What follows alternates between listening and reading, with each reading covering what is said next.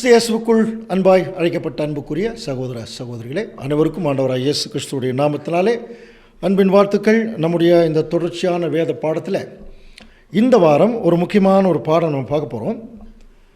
அது என்னன்னு கவனிச்சிங்கன்னா, நமக்கு தெரிஞ்சு நம்மெல்லாம் வேதம் படிக்கிறோம் இல்லையா, நமக்கு தெரிஞ்சு சண்டை போடாத மாமியாரும் மருமகளும், கவனிக்கிறீங்களா?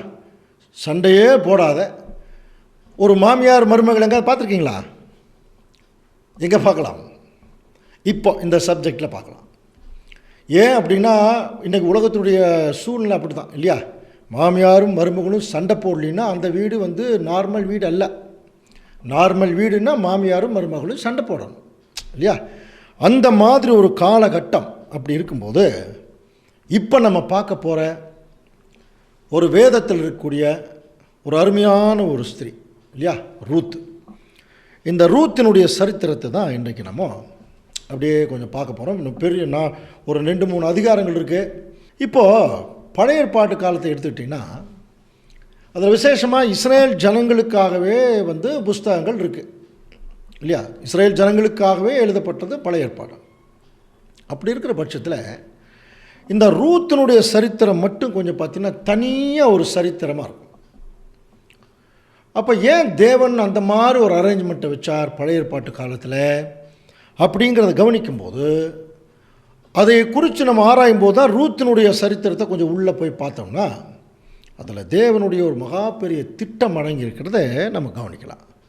ஓகே, இப்போ அந்த ரூத்தினுடைய சரித்திரம் எந்த காலத்தில் நடந்தது என்று சொல்லி கவனிக்கும்போது, ஏன்னா நம்ம ஏற்கனவே நம்ம மோசேனுடைய காலம், நோவாவினுடைய காலம், அப்புறம் ஆபிரகாம், ஈசாக், யாக்கோபனுடைய காலம், அப்புறம் பின்னாடி நியாயாதிபதிகள் சிம்சோனு, கிதியோன் இவருடைய காலம், அப்புறம் தீர்க்கதரிசிகளுடைய காலம், அப்படியே வரிசையாக வந்துட்டோம்.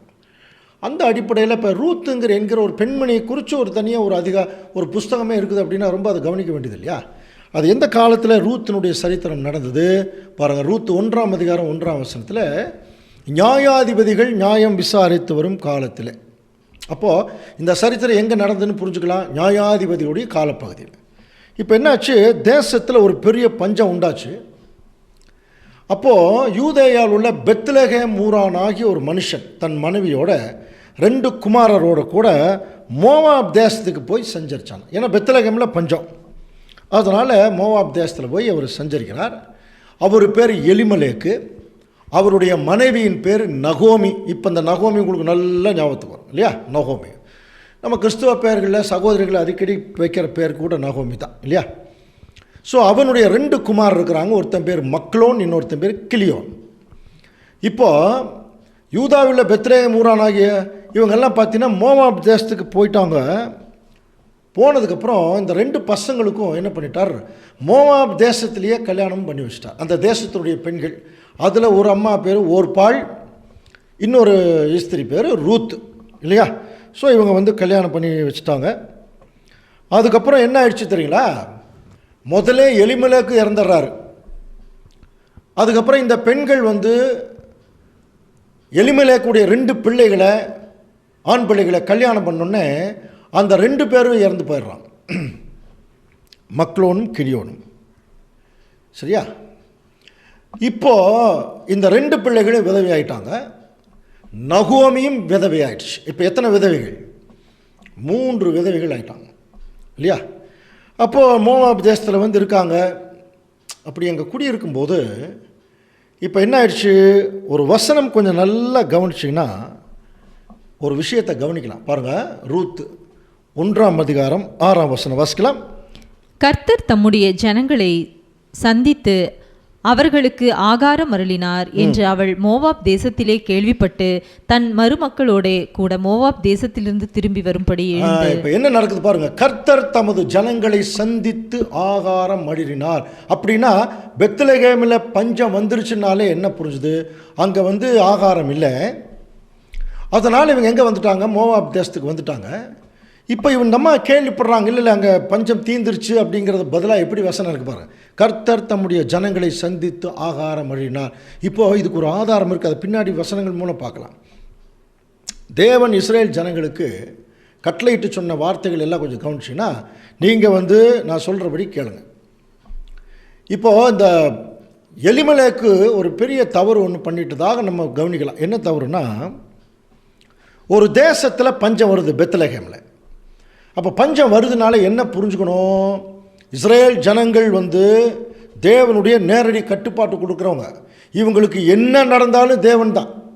அப்போது இங்கே ஒரு பஞ்சம் வருதுன்னா எப்படி புரிஞ்சுக்கணும், ஏதோ தேவனுக்கு பிரியமில்லாத காரியம். அதனால தான் அவர் சில நியாயப்பிரமாணங்கள் சொல்லும்போது அதில் கீழ்ப்படியாமல் போயிட்டு அவங்களுக்கு முதல்ல வர்றது பஞ்சம். அப்போ இவங்க என்ன நடந்திருக்கணும், கீழ்ப்படியாமல் போயிருக்கணும் இல்லையா? அப்போ என்ன பண்ணும், கீழ்ப்படியாமல் போகும்போது இவங்களுக்கு ஏதாவது ஒரு தண்டனை வந்துச்சுன்னா தேவனிடத்தில் மன்னிப்பு கேட்டு மன்றாடணும். அதுதான் தேவன் எதிர்பார்த்தது. இவங்க என்ன பண்ணாங்க, கோயம்புத்தூரில் தானே உணவு கிடைக்கல, நான் திருப்பூர் போகிறேன் அப்படிங்கிற மாதிரி. திருப்பூரில் அங்கே சாப்பிட்னா அங்கே போய் பார்த்துக்கணும். அப்போது அந்த மாதிரி இப்போ என்ன பண்ணிட்டாங்கன்னா, அதாவது பெத்லகேமிலிருந்து எங்கே போகிறாங்கன்னா மோவாப் தேசம். சரி, போயிட்டாங்க. போனதுக்கப்புறம் இன்னொரு கட்டளை தேவன் சொல்கிறார், நீங்கள் புறஜாதியில் யாரையும் கல்யாணம் பண்ணக்கூடாது.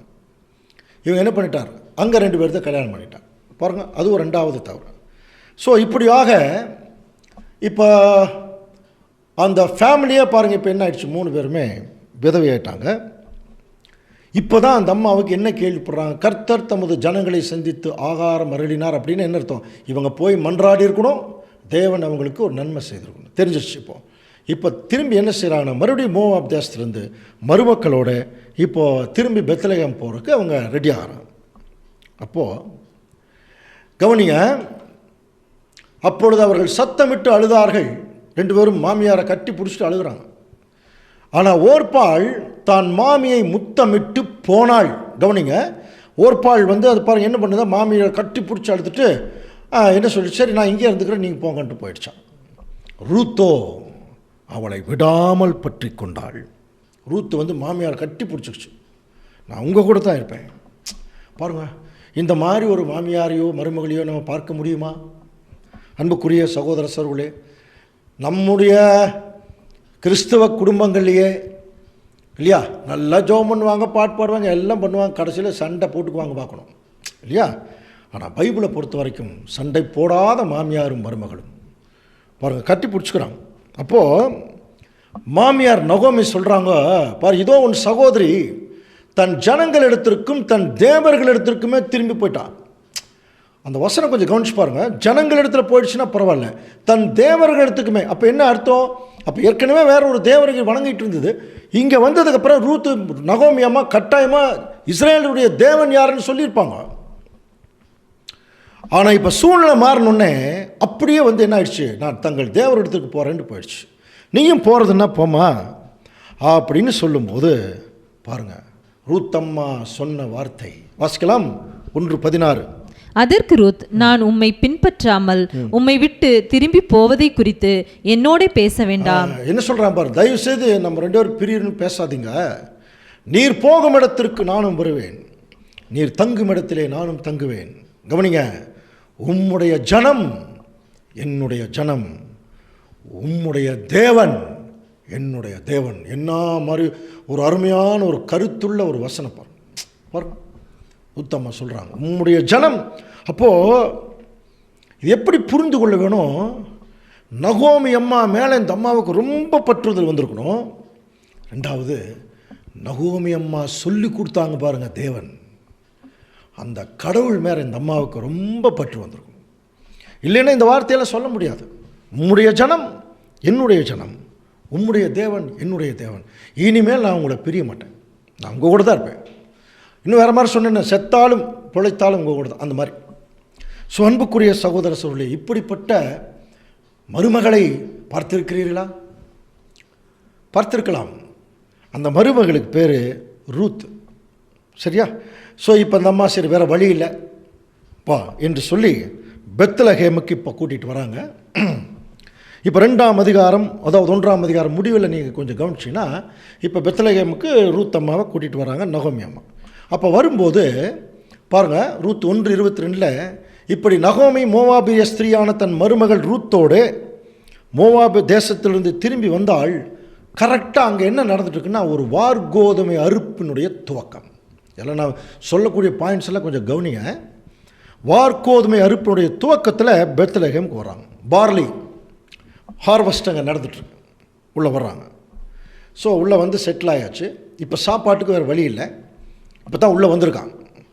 இப்போது ரூத் 2ஆம் அதிகாரத்தில் பாருங்கள், நகோமிக்கு அவளுடைய புருஷனாகிய எலிமெலேக்கின் உறவின் முறையான் போவாஸ் என்னும் பேருள்ள மிகுந்த ஆஸ்திக்காரனாகி ஒருத்தர் இருக்கார். ஒரு பெரிய பணக்காரர். எலிமெலேக்கு ஏற்கனவே சொந்தக்காரர், பெரிய பணக்காரர்.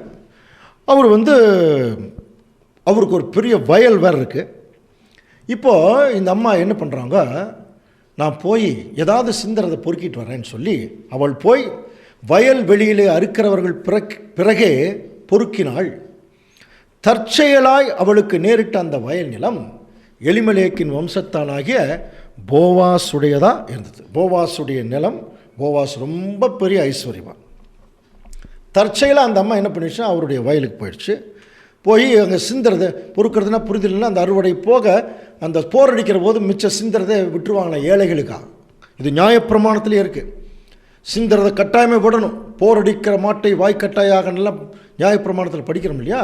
அந்த மாதிரி வயல்வெளியில் அறுவடை முடிஞ்சு அறுவடையை அந்த போர் அடித்து சிந்துறதை என்ன பண்ணும், விட்டுறணும் ஏழைகளுக்கு. அப்போ அவங்க வந்து பொறுக்கிட்டு போயிடுவாங்க. அந்த மாதிரி வந்து தான் யார், இந்த ரூத் அம்மா இப்போ வந்து பொறுக்கிட்டுருக்கு. அப்போது போவாஸ் வரார். அப்புறம் பெத்லகேமிலிருந்து வந்து அறுக்கிறவர்களை பார்த்த உடனே இந்த போவாஸ் எப்படிப்பட்ட கேரக்டர்னு ஒரே வசனத்தில் கண்டுபிடிச்சிடலாம். உள்ளே வந்தோடனே சொல்கிறா பாருங்கள், கர்த்தர் உங்களோட இருப்பாராக. பாருங்கள், அப்படின்னா வந்தோடனே தன்னுடைய வேலைக்காரிகளை பார்த்து வேலைக்காரரை பார்த்து எந்த முதலாளியாவது இப்படி சொல்லுவாங்களா? கிறிஸ்தவ முதலாளியாகவே இருக்கட்டுமே இல்லையா, அப்படி வருவாங்க. என்னம்மா கரெக்டாக வேலை சரியா? ஓகே, வேலை நடக்கட்டும் பாருங்கள், அப்படி தான் போவாங்க. அந்த தோரணை முதலாளி தோரணை இல்லை. ஆனால் இங்கே பாருங்கள், இந்த ஒரு பெரிய ஐஸ்வர்யவான் வந்தோடனே தன்னுடைய வேலைக்காரிகளை பாருங்கள், கர்த்தர் உங்களை ஆசீர்வதிப்பாராக. உடனே அவங்க திரும்பி கர்த்தர் உண்மை ஆசீர்வதிப்பாராக. இது என்ன உறவு? யோசனை பண்ணி பாருங்கள். ஒரு பெரிய முதலாளி தன்னுடைய தொழிலாளிகளை இப்படியா வச்சுருப்பாங்க? அப்போ அந்த முதலாளி தன்னுடைய தொழிலாளிகளை எப்படி பார்த்துருக்கார்? கடவுளுடைய பிள்ளைகளைப் போல. அதனால தாங்க அவர் வந்து கர்த்தர் உங்களை ஆசீர்வதிப்பாராகன்னு போவாஸ் சொல்கிறார். நான் சொல்கிற வார்த்தைகள்லாம் கொஞ்சம் கவனிங்க, பின்னாடி ரொம்ப முக்கியமான விஷயத்துக்கு பொருந்தும். சரி, வந்து பார்க்குறாரு. அப்போது எல்லாருமே ஓரளவுக்கு தெரிஞ்சவங்களாக இருந்திருப்பாங்க. புதுசாக ஒரு பொண்ணு வந்து அங்கே பொறுக்கிட்டுருக்கு. பாருங்கள், போவாஸ் அறுக்கிறவர் மேல் கண்காணியாக வைக்கப்பட்ட தன் வேலைக்காரனை நோக்கி, யார் இந்த பொண்ணு அப்படின்னு கேட்குறாரு. அப்போ அவங்க கூட இருக்கிறவங்க என்ன சொல்கிறாங்க, அறுக்கிறவர்கள் மேல் கண்காணியாக வைக்கப்பட்ட அந்த வேலைக்காரன் சொல்கிறான், இவள் மோவாப் தேசத்திலிருந்து வந்து நகோமியோடைய கூட வந்த மோவாபிய பெண் பிள்ளை. அறுக்கிறவர்கள் பிறகு அரிக்கட்டுகளை சிந்திக்கிறத கொஞ்சம் நான் பொறுக்கிக்கிறேன்னு இடத்துல கேட்டுச்சு. காலையில் துவங்கி இது வரைக்கும் இங்கே தான் இருக்கா. ஆனால் இப்போ தான் இந்த குடிசைக்கு வந்து கொஞ்சம் நேரம் தான் ஆச்சு. கவனிங்க, இந்த குடிசைக்கு வந்து கொஞ்சம் நேரம் தான் ஆச்சு அப்படின்னு சொல்லும்போது, அன்பே உருவான அந்த ஒரு முதலாளி போவாஸ் என்ன சொல்கிறார் தெரியுமா? ரூத்தை பார்த்து, மகளே கேள். கவனிங்க, ரொம்ப முக்கியமான வார்த்தை. பொறுக்கிக் கொள்ள வேறு எந்த வயலுக்கு நீ போகாத, இவ்விடத்தை விட்டு போகாமல் இங்கே என் ஊழியக்கார பெண்களுடைய நீ இரு, உனக்கு எல்லாமே இங்கேயே கிடைக்கும், நீ வேறு எந்த வயலுக்கும் போயிடாத அப்படின்னு சொல்லி ஒரு பாதுகாப்பு உணர்வையும் பராமரிப்பு உணர்வையும் ரூத் அம்மாவுக்கு இந்த போவாஸ் கொடுக்குறார். அப்போது அந்த ரூத் அம்மாவுக்கு போவாஸ் எப்படி பார்த்துருப்பாங்க இல்லையா? ஏற்கனவே உங்களுடைய தேவன் என்னுடைய தேவன் அப்படின்னு சொல்லிட்டு வந்திருக்குது இந்த அம்மா. அப்போ தேவன் மேலே கட்டாயமே ஏதாவது ஒரு நல்ல ஒரு ஈடுபாடு. அதே தேவனை சார்பாக உங்களை ஆசீர்வதிப்பாராகன்னு ஒருத்தர் வந்து சொல்கிறாருன்னா, அப்போ எந்த அளவுக்கு அவருடைய மனநிலை இருந்திருக்கும் என்பதை ரூத் உணர்ந்திருக்க வாய்ப்பு இருக்குது. சரி, இப்போ அந்த அம்மா அதுக்குள்ளே கேட்டுறார், ரூத் எப்படி வந்தாங்க என்கிற விஷயமெல்லாம் கேட்டுறார். கேட்டுட்டு பாருங்கள், ரூத் 2ஆம் அதிகாரம் 12ஆம் வசனம் வாசிக்கலாம். உன் செய்கைக்கு தக்க பலனை கர்த்தர் உனக்கு கட்டளையிடுவாராக. இஸ்ரேலின் தேவனாகிய கர்த்தருடைய செட்டைகளின் கீழ் அடைக்கலமாய் வந்த உனக்கு அவராலே நிறைவான பலன் கிடைப்பதாக என்றார். இப்போ ஆக்சுவலாக போவாசுடைய வயலுக்கு இந்த அம்மா வந்திருக்காங்க. இப்போது போவாஸ் என்ன செய்கிறார், இந்த அம்மாவுடைய செய்கைகள் என்ன எப்படி வந்தது என்னங்கிறதெல்லாம் கேட்டுட்டார். கேட்டோடனே எப்படி உன் செய்கைக்கு தக்க பலனை கர்த்தர் உனக்கு கட்டளையிடுவாராக. அப்போ என்ன நடந்திருக்கு வேணும், இந்த அம்மாவுடைய அந்த ஒரு தியாக உணர்வு, அந்த நகோமி அம்மாவை விரும்பினது, அவங்க மேலே அன்பு வச்சது, அவர்களுடைய தேவன் மேல் அன்பு வச்சது, ஏதோ ஒரு வகையில் ஏதோ ஒரு கோணத்தில் அவர் போவாஸுக்கு சொல்லப்பட்டிருக்கணும். அதை பேஸ் பண்ணி தான் இந்த விஷயம் சொல்கிறார். உன் செய்கைக்கு தக்க பலனை கர்த்தர் உனக்கு கட்டளையிடுவாராக. இவர் வந்தது, இந்த அம்மா வந்து போவாஸுடைய வயலுக்கு. ஆனால் இவர் என்ன சொல்கிறார் பாருங்க, இஸ்ரேலின் தேவனாகிய கர்த்தருடைய செட்டைகளின் கீழே அடைக்கலமாய் வந்திருக்கேன். அப்போது நல்லா புரிஞ்சுக்கலாம், போவாஸுடைய கண்ட்ரோலுக்கு ஒருத்தர் போயிட்டா அவங்க பிதாவாகிய தேவனுடைய அரவணைப்புக்குள்ளே வந்து விட்டார்கள் என்று பொருள். இங்கே தான் அர்த்தம். சரி, இப்போ போவாஸ் பாருங்க இன்னும் பேசிகிட்டு இருக்கார். அடுத்தது போவாஸ் சாப்பாட்டு வேளையில் அவளை பார்த்து, நீ இங்கே வந்து இந்த அப்பத்தில் புசித்து காடியிலே உன் துணிக்கையை தோய்த்துக்கொள். அப்படியே அவள் அறுக்கிறவர்கள் அருகே உட்கார்ந்தாள். அது போக அந்த அம்மாவுக்கு வறுத்த கோதுமையும் கொடுக்குறாள். இப்போ அதை சாப்பிட்டுட்டு அந்த அம்மா மிச்சத்தை வந்து என்ன பண்ணிக்கலாம், அது வச்சுக்கிச்சு. அப்போ எது வரைக்கும் இது நடந்தது என்று சொல்லி கவனிக்கும்போது 2:23 வாசிக்கலாம். அப்படியே கோதுமை அறுப்பும் வார்கோதுமை அறுப்பும் தீரும் மட்டும் அவள் கதிர் பொறிக்கும்படிக்கு போவாசுடைய வேலைக்காரர்களோட கூடியிருந்து தன் மாமியினிடத்தில் தங்கினாள். அப்போ பாருங்க, அந்த கோதுமை அறுப்பு, அந்த நம்ம ஏற்கனவே படித்தோம் இல்லையா, அந்த ஃபஸ்ட்டு அந்த ஒரு அடுவடை நடந்துட்டுருக்கு. அப்போ அது கோதுமை அறுப்பும் வார்கோதுமை அறுப்பும் தீரும் மட்டும். அப்போ 2 அறுவடை. அப்போ அங்கே முதல்ல வார்கோதுமை அறுப்பு நடக்குது, அப்புறம் பின்னாடி ஒரு கோதுமை அறுப்பு நடக்கணும். இந்த அறுவடை மொத்தம் முடிகிற வரைக்கும் இப்போ எங்கே இருக்குதுன்னா, அங்கே போவாஸுடைய வயலில் அங்கேயே உட்காண்ட்ருக்கு. சரி, இது 2வது அதிகாரம் முடியுது. இப்போது இந்த அம்மா போய் பொறுக்கிட்டு வந்து கொடுக்கும், இவங்க 2 பேரும் சாப்பிடுவாங்க. இப்படியே இது நடந்து கொண்டிருக்கும்போது இந்த மாமியார் இருக்கிறாங்க பாருங்கள், நகோமி அம்மா. இந்த அம்மாவுக்கு தன்னுடைய மருமகள் மேலே ரொம்ப விருப்பமாக இருக்கும் போல் இருக்கு. அதனால் அந்த அம்மா என்ன நினச்சிருக்காங்க பாருங்கள் மைண்டில், என் மருமகளுக்கு ஒரு நல்ல வாழ்க்கையை ஏற்படுத்தி கொடுக்கணும் இல்லையா, ரொம்ப நல்ல பொண்ணு, தங்கமான பொண்ணு, தேவனை வணங்குற பொண்ணு. அதனால் இவளுக்கு ஏதாவது ஒரு நல்ல ஒரு வாழ்க்கை அமைச்சு கொடுக்கணும் அப்படின்னு மனசில் நினைக்கிது. அதை நினச்சிட்டு அதனுடைய மனசில் ஒரு கணக்கு போடுது. என்ன கணக்குன்னா, இவ்வளவு நல்ல தங்கமான பொண்ணுக்கு ஒரு தங்கமான பையன்தான் மாப்பிள்ளையாக வரணும், தன்மையான மருமகன் தான் மாப்பிள்ளையாக வரணும். யாராக இருக்கும் அப்படியே பார்க்குது சுற்றிலும். பார்த்ததுக்கப்புறம் அந்த ரூத் என்கிற அருமையான பெண்மணிக்கு ஏற்ற ஒரு நல்ல ஒரு மணவாளன் யார் தான் அப்படின்னு இந்த அம்மா முடிவு பண்ணதுன்னா, போவாஸ். ஐஸ்வர்யவான் மட்டும் இல்லை, அன்புள்ளவர் மட்டுமில்லை, தெய்வ பக்தி உள்ளவர் மட்டுமில்லை, தனக்கு கீழ் இருக்கக்கூடிய வேலைக்காரிகளை தேவன் சார்பாக ஆசீர்வதிக்கிறான். இந்த மாதிரி ஒரு எந்த முதலாளியும் இருக்க மாட்டான். அப்போது இந்த நல்ல பொண்ணுக்கு இந்த மாப்பிள்ளை தான் சரி. இப்போ இந்த அம்மா என்ன ஐடியா பண்ணுறாங்கன்னா, எப்படியாவது போவாஸுக்கு திருமணம் பண்ணி வச்சிடணும். இதுக்கு இந்த அம்மா ஒரு மனசுக்குள்ளே ஒரு ஐடியா பண்ணுறாங்க. ஐடியா பண்ணிவிட்டு இப்போ பாருங்கள், ரூத் 3ஆம் அதிகாரத்தில், பின்பு அவள் மாமியாகிய நகோமி அவளை நோக்கி, என் மகளே, நீ சுகமாய் வாழ்ந்திருக்கும்படி உனக்கு சவுக்கியத்தை தேடாதிருப்பேனோ, நீ நல்லா இருக்கணும், உனக்கு நல்ல ஒரு வாழ்க்கையை நான் அமைச்சு கொடுக்காமல் இருப்பேனா, அதனால் நீ போவாஸுடைய வேலைக்காரிகளோட நீ இருந்து இல்லையா, அவன் வந்து உனக்கு உறவு முறையான் வேறு, நமக்கு அவர் உறவுக்கார் தான். அதனால் நீ என்ன பண்ணு, இன்று ராத்திரியில் அவன் வார்கோதுமை தூற்றுக்கூடையில் அந்த வார்கோதுமையை தூற்றுவார். இன்றைக்கி நைட்டு தூற்றிட்டு அவர் போய் படுத்து கொள்ளும்போது நான் சொல்கிறத மட்டும் நீ செய் அப்படின்னு சொல்லி இந்த அம்மா சொல்கிறாங்க. என்ன சொல்கிறாங்க, நீ குளித்து எண்ணெய் பூசி உன் வஸ்திரங்களை உடுத்தி கொண்டு அந்த களத்துக்கு நீ போ.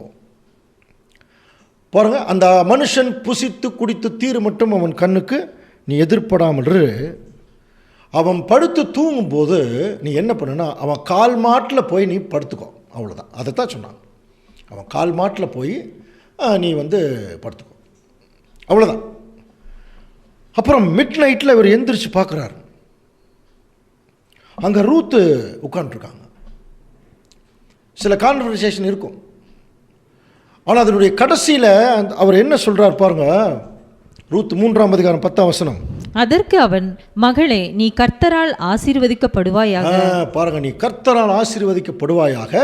நீ தரித்திரரும் ஐஸ்வர்யவான்களுமான வாலிபர்களின் பிறகே போகாததினால். என்ன சொல்றாரு? நீ நினைச்சிருந்தா ஒரு பெரிய பெரிய பணக்காரன், என்னை விட பெரிய பணக்காரங்கிட்ட போயிருக்கலாம். அல்ல சாதாரண உனக்கு என்ன பிடிக்குதோ அந்த தரித்திரனோட போயிருக்கலாம். நீ யாரு கூடயும் போகாமல், யார் நல்லவர்கள், யார் தேவனுக்குரிய, இந்த மாதிரி ஒரு மைண்டு. அதனால தான் சொல்கிறார், நீ வாலிபர்கள் பின்னே போகாததால் உன் முந்தின நற்குணத்தை பார்க்கணும், உனக்கு பிந்தின நற்குணம் உனக்கு உத்தமமாக இருக்குது. அப்போது நைட்டில் எந்திரிச்சு பார்க்குறாரு, இந்த அம்மா இருக்கிறாங்க. நீங்கள் சுதந்திரவாளின்னு அந்த அம்மா சொல்கிறாங்க. அப்போ சொல்கிறார், மகளே, நீ யாரோ பின்னோடையோ போயிருக்கலாம், ஏன்னா உன்னை கேட்குறக்கு ஆளே இல்லை, அந்த மாதிரி ஒரு சூழ்நிலை. ஆனால் நீ எங்கே சேரணுமோ அங்கே சேர்ந்துருக்க அப்படின்னு சொல்லிட்டு, இப்பொழுது மகளே பயப்படாத, உனக்கு வேண்டியதையெல்லாம் நான் செய்வேன், உனக்கு என்ன வேணுமோ நான் செய்கிறேன், நீ குணசாலி அப்படின்னு சொல்லி என்ன பண்ணார் தெரியுமா? நீ இப்படியே இருந்துட்டு காலையில் யாருக்கும் தெரியாமல் நீ எந்திரிச்சு போயிடு அப்படின்னு சொன்னார். சரியா? யாருக்கும் தெரியாமல் நீ எந்திரிச்சு போயிடு. அதே மாதிரி அந்த அம்மா அதிகாலையில் யாருக்கும் தெரியாமல் எந்திரிச்சு போயிடுச்சு. இது 3ஆவது அதிகாரம் இதில் முடியுது. ஸோ 4ஆவது அதிகாரத்தில் என்ன நடக்குது பாருங்கள். 4ஆவது அதிகாரம் 13ஆம் வசனம். போவாஸ் ரூத்தை விவாகம் பண்ணினான், அவள் அவனுக்கு மனைவியானாள். அவன் அவளிடத்தில் பிரவேசித்த பொழுது அவள் கர்ப்பம் தரித்து ஒரு ஆண் பிள்ளையை பெற. 4ஆவது அதிகாரத்தில் அன்புக்குரிய சகோதர சகோதரி என்னன்னு பார்த்தீங்கன்னா, போவாஸ் ரூத்தை விவாகம் பண்ணினான். அப்படியா? புரியுதா? அப்போ மிகப்பெரிய ஐஸ்வர்யவானுக்கு இப்போ யார் மனைவி ஆயாச்சு என்று சொல்லி நம்ம கவனிக்கும்போது, அங்கே ரூத் அவ்வளோ பெரிய ஐஸ்வர்யவானுக்கு என்ன ஆயிடுச்சு? மனைவி ஆயிடுச்சு. ஸோ அன்புக்குரிய சகோதர சகோதரி, இவ்வளோ தான் ரூத்தினுடைய சரித்திரம் இதோட முடியுது. அப்போது இந்த ஒரு சரித்திரம் நமக்கு எதுக்கு என்று சொல்லி நம்ம கொஞ்சம் கவனிக்கும் போது, நம்ம ஏற்கனவே படித்தோம் இல்லையா, பழைய ஏற்பாட்டு காலத்தில் நடந்த சம்பவங்கள் எல்லாமே புதிய ஏற்பாட்டின் காலத்தில் நடக்க போகிற சம்பவங்களுக்கு ஒரு நிழல். அப்படி இருக்கும் பட்சத்தில் இப்போ இந்த சரித்திரத்தை நம்ம தேவனுடைய சார்பாக அணுக போகிறோம். அதுக்கு முன்னால் எடுத்தொன்னே ரூத்தினுடைய சரித்திரம் கவனிச்சு பாருங்கள். அந்த எலிமலேக்கு பெத்லகேமில் தான் இருந்தாங்க. திடீர்னு பஞ்சம் வந்தோடனே மோவாப் தேசத்துக்கு போயிட்டாங்க. இது சரியான முதல் கவனிக்கணும். அப்போது தேவன் இஸ்ரேல் ஜனங்களுக்கு ஏற்கனவே என்ன பண்ணியிருக்காரு தெரியுங்களா? நான் சொல்கிறபடி கேட்டு நடக்கிற வரைக்கும் உங்களுக்கு இந்த ஆசீர்வாதம்னு சொல்லி அங்கே பார்த்தீங்கன்னா உபாகமம் 28ஆம் அதிகாரம் 1-13 வரைக்கும் இருக்குது ஆசீர்வாதங்கள். அதே மாதிரி லேவியராகமம் 26ஆம் அதிகாரம் 1-13 வரைக்கும். 2 அதிகாரத்துலையுமே 1-13 வரைக்கும் ஆசீர்வாதங்கள். சொல்கிறபடி கேட்டால் என்னென்ன ஆசீர்வாதம். அதில் ஒரு முக்கியமான விஷயம் வாசிக்கலாம் பாருங்கள். உபாகமம் 28:2 வாசிக்கலாம்.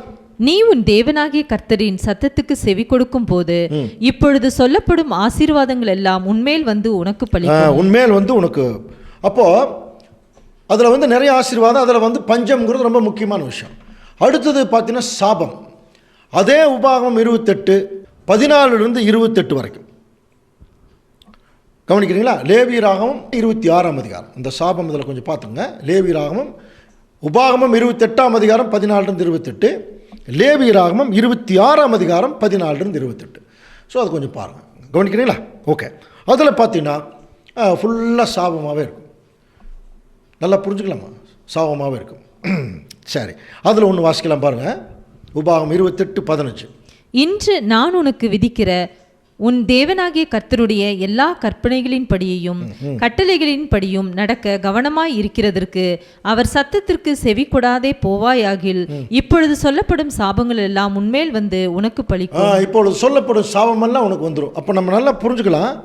1-13 வசனங்கள் ஆசீர்வாதம், 14-28 வசனங்கள் சாபம். அதில் ஆசீர்வாதத்தை கொஞ்சம் கவனிச்சிங்கன்னா, உங்களுக்கு தேசத்தை நான் சேமத்தை கொடுப்பேன், உங்களை யாரும் ஜெயிக்க முடியாது, உங்கள் பிசைகிற தொட்டி ஆசீர்வதிக்கப்பட்டிருக்கும், உன்னை வாளாக்காமல் தலையாக்குவேன், இந்த மாதிரி இப்போ இன்றைக்கி இருக்கிற எல்லாம் நிறைய பேர் தானே சொல்லிட்டு இருக்கிறாங்க. அப்போ இப்படிப்பட்ட ஆசீர்வாதங்கள் இஸ்ரேல் ஜனங்களுக்கு சொல்லப்பட்டது. அதே சமயத்தில் அவர்கள் தப்பு பண்ணிட்டாங்கன்னா அவங்களுக்கு சாபம் என்னென்னா பஞ்சம் வந்துடும், கொள்ளை நோய் வந்துடும், அப்புறம் பெரிய ராஜாக்கள் வந்து இவங்களை இட்டுட்டு போயிடுவாங்க. இந்த மாதிரி சில சாபங்கள். அப்போது அங்கே பெத்லகேமில் பஞ்சம் வந்திருக்குதுனால என்ன புரிஞ்சுக்கலாம், அங்கே ஏதோ தேவனுக்கு கீழ்ப்படியாமல் போயிட்டாங்க. அப்போ இவங்க என்ன பண்ணியிருக்கணும், உடனடியாக தேவன்கிட்ட போகல இல்லையா, தேவன்கிட்ட போகாமல் நாங்கள் மோவாப் தேசத்துக்கு போகிறோன்னு போனோம். அது ஒரு பெரிய ஒரு தவறு நியாயப்பிரமாணத்தின்படி. சரி, மோவாப் தேசத்துக்கு போயிட்டாங்க. அங்கே வசனம் என்ன சொல்லுது, நீங்கள் வந்து புறஜாதி பெண்களோட கல்யாணம் பண்ணக்கூடாது. பாருங்கள், உபாகமம் 7ஆம் அதிகாரம் 3ஆம் வசனம். அவர்களோட சம்பந்தம் கலவாயாக உன் குமாரத்திகளை அவர்கள் குமாரருக்கு கொடாமலும் அவர்கள் குமாரத்திகளை உன் குமாரருக்கு கொள்ளாமலும் இருப்பாயாக. குமாரருக்கு கொள்ளாமலும் இருப்பாயாக. அப்போது அவங்களோட கலக்கக்கூடாது. ஏன் கலக்கக்கூடாது புறஜாதிகளோட? என்ன அதுக்கு விளக்கம் சொல்லிட்டார். என்னை பின்பற்றாமல் அந்நிய தேவர்களை சேவிக்கும்படி அவர்கள் உங்கள் குமாரரை விலக பண்ணுவாங்க, அதனால் அவங்கள கல்யாணம் பண்ண வேண்டான்னு. ஆனால் இங்கே என்ன நடந்தது, அதுவும் புறஜாதி பெண்களையும் கல்யாணம் பண்ணிட்டாங்க. ஸோ இதனால் அப்படிங்கிற அர்த்தம் அல்ல, அது அந்த நியாயப்பிரமாணத்தில் என்ன சொல்லப்பட்டிருக்குங்கிறத மட்டும் நம்ம பார்க்கணும். அதுக்கப்புறம் கவனிச்சு பார்த்தீங்கன்னா, அவர் தேவனுடைய பிள்ளைகள் இஸ்ரேல் ஜனங்கள் இந்த மாதிரி சில தண்டனைகள் அனுபவிக்கும் போது என்ன பண்ணணும் பாருங்கள், வாசிக்கலாம். 2 நாளாகவும் 7ஆம் அதிகாரம் 13ஆம் வசனம். நான் மழையில்லாத படிக்கு வானத்தை அடைத்து அல்லது தேசத்தை அழிக்க வெட்டுக்கிளிகளுக்கு கட்டளையிட்டு அல்லது என் ஜனத்திற்குள் கொள்ளை நோயை அனுப்பும் போது லிஸ்ட் கொடுக்குறாரு. மழை இல்லா, அப்போ மழை வராது, வெட்டுக்கிளிகள் வந்து விளைச்சலெல்லாம் அள்ளிட்டு போயிடும், அப்புறம் கொள்ளை நோய் வரும். மழை வரலினாலே அந்த இடமே காஞ்சி போயிடும் இல்லையா. அடுத்தது வெட்டுக்கிளிகள் வந்தால் அந்த அறுவடையே போயிடும். இப்படியெல்லாம் இருக்கும்போது இப்போ என்ன பண்ணணும், என் நாமம் தரிக்கப்பட்ட என் ஜனங்கள் தங்களை தாழ்த்தி ஜெபம் பண்ணி என் முகத்தை தேடி தங்கள் பொல்லாத வழிகளை விட்டு திரும்பினா, அப்பொழுது பரலோகத்தில் இருக்கிற நான் அதை கேட்டு அவர்கள் பாவத்தை மன்னித்து அவர்களுக்கு நான் என்ன கொடுப்பேன், சேமத்தை கொடுப்பேன். இந்த நியாயப்பிரமாணங்கள் எல்லாம் முதல்ல இருக்குது. இப்போ ரூத்தினுடைய சரித்திரத்தில் அப்படி கொஞ்சம் பார்த்தீங்கன்னா 2 விதமான கட்டளைகளை மீறின மாதிரி ஆயிடுச்சு. சரி, ஓகே, இது வந்து நம்ம விவரம் தெரிஞ்சுக்கிருக்காங்க. ஆனால் இப்போ இந்த ரூத்தினுடைய சரித்திரத்தில் என்ன தேவன் நமக்கு சொல்ல வரார், இதில் 3 கேரக்டர் இருக்குது. ஒன்று வந்து ஓர்பாள்னா மான் என்று பொருள், ரூத்துனா ரோஜான்னு பேரா, புரியுதுங்களா? ரூத்துனா என்ன அர்த்தம், ரோஜா. இப்போ இந்த சரித்திரம் நம்ம ஏன் படிக்கணும் பாருங்கள், ரோமர் 15ஆம் அதிகாரம் 4ஆம் வசனம் வாசிக்கலாம். தேவ வசனத்தினால் உண்டாகும் பொறுமையினாலும் ஆறுதலினாலும் நாம் நம்பிக்கை உள்ளவர்களாகும் படிக்கு முன்பு எழுதியிருக்கிறவைகள் எல்லாம் நமக்கு போதனையாக எழுதியிருக்கிறது. முன்பு எழுதியிருக்கிற எல்லாமே நமக்கு போதனைட்டார். இது ஒன்று. அதே பவுல் 1 கொரிந்தியர் 10ஆம் அதிகாரத்தில் நீங்கள் 1 10ஆம் அதிகாரம் 1 11 வரைக்கும் நீங்கள் குறிச்சிக்கலாம்.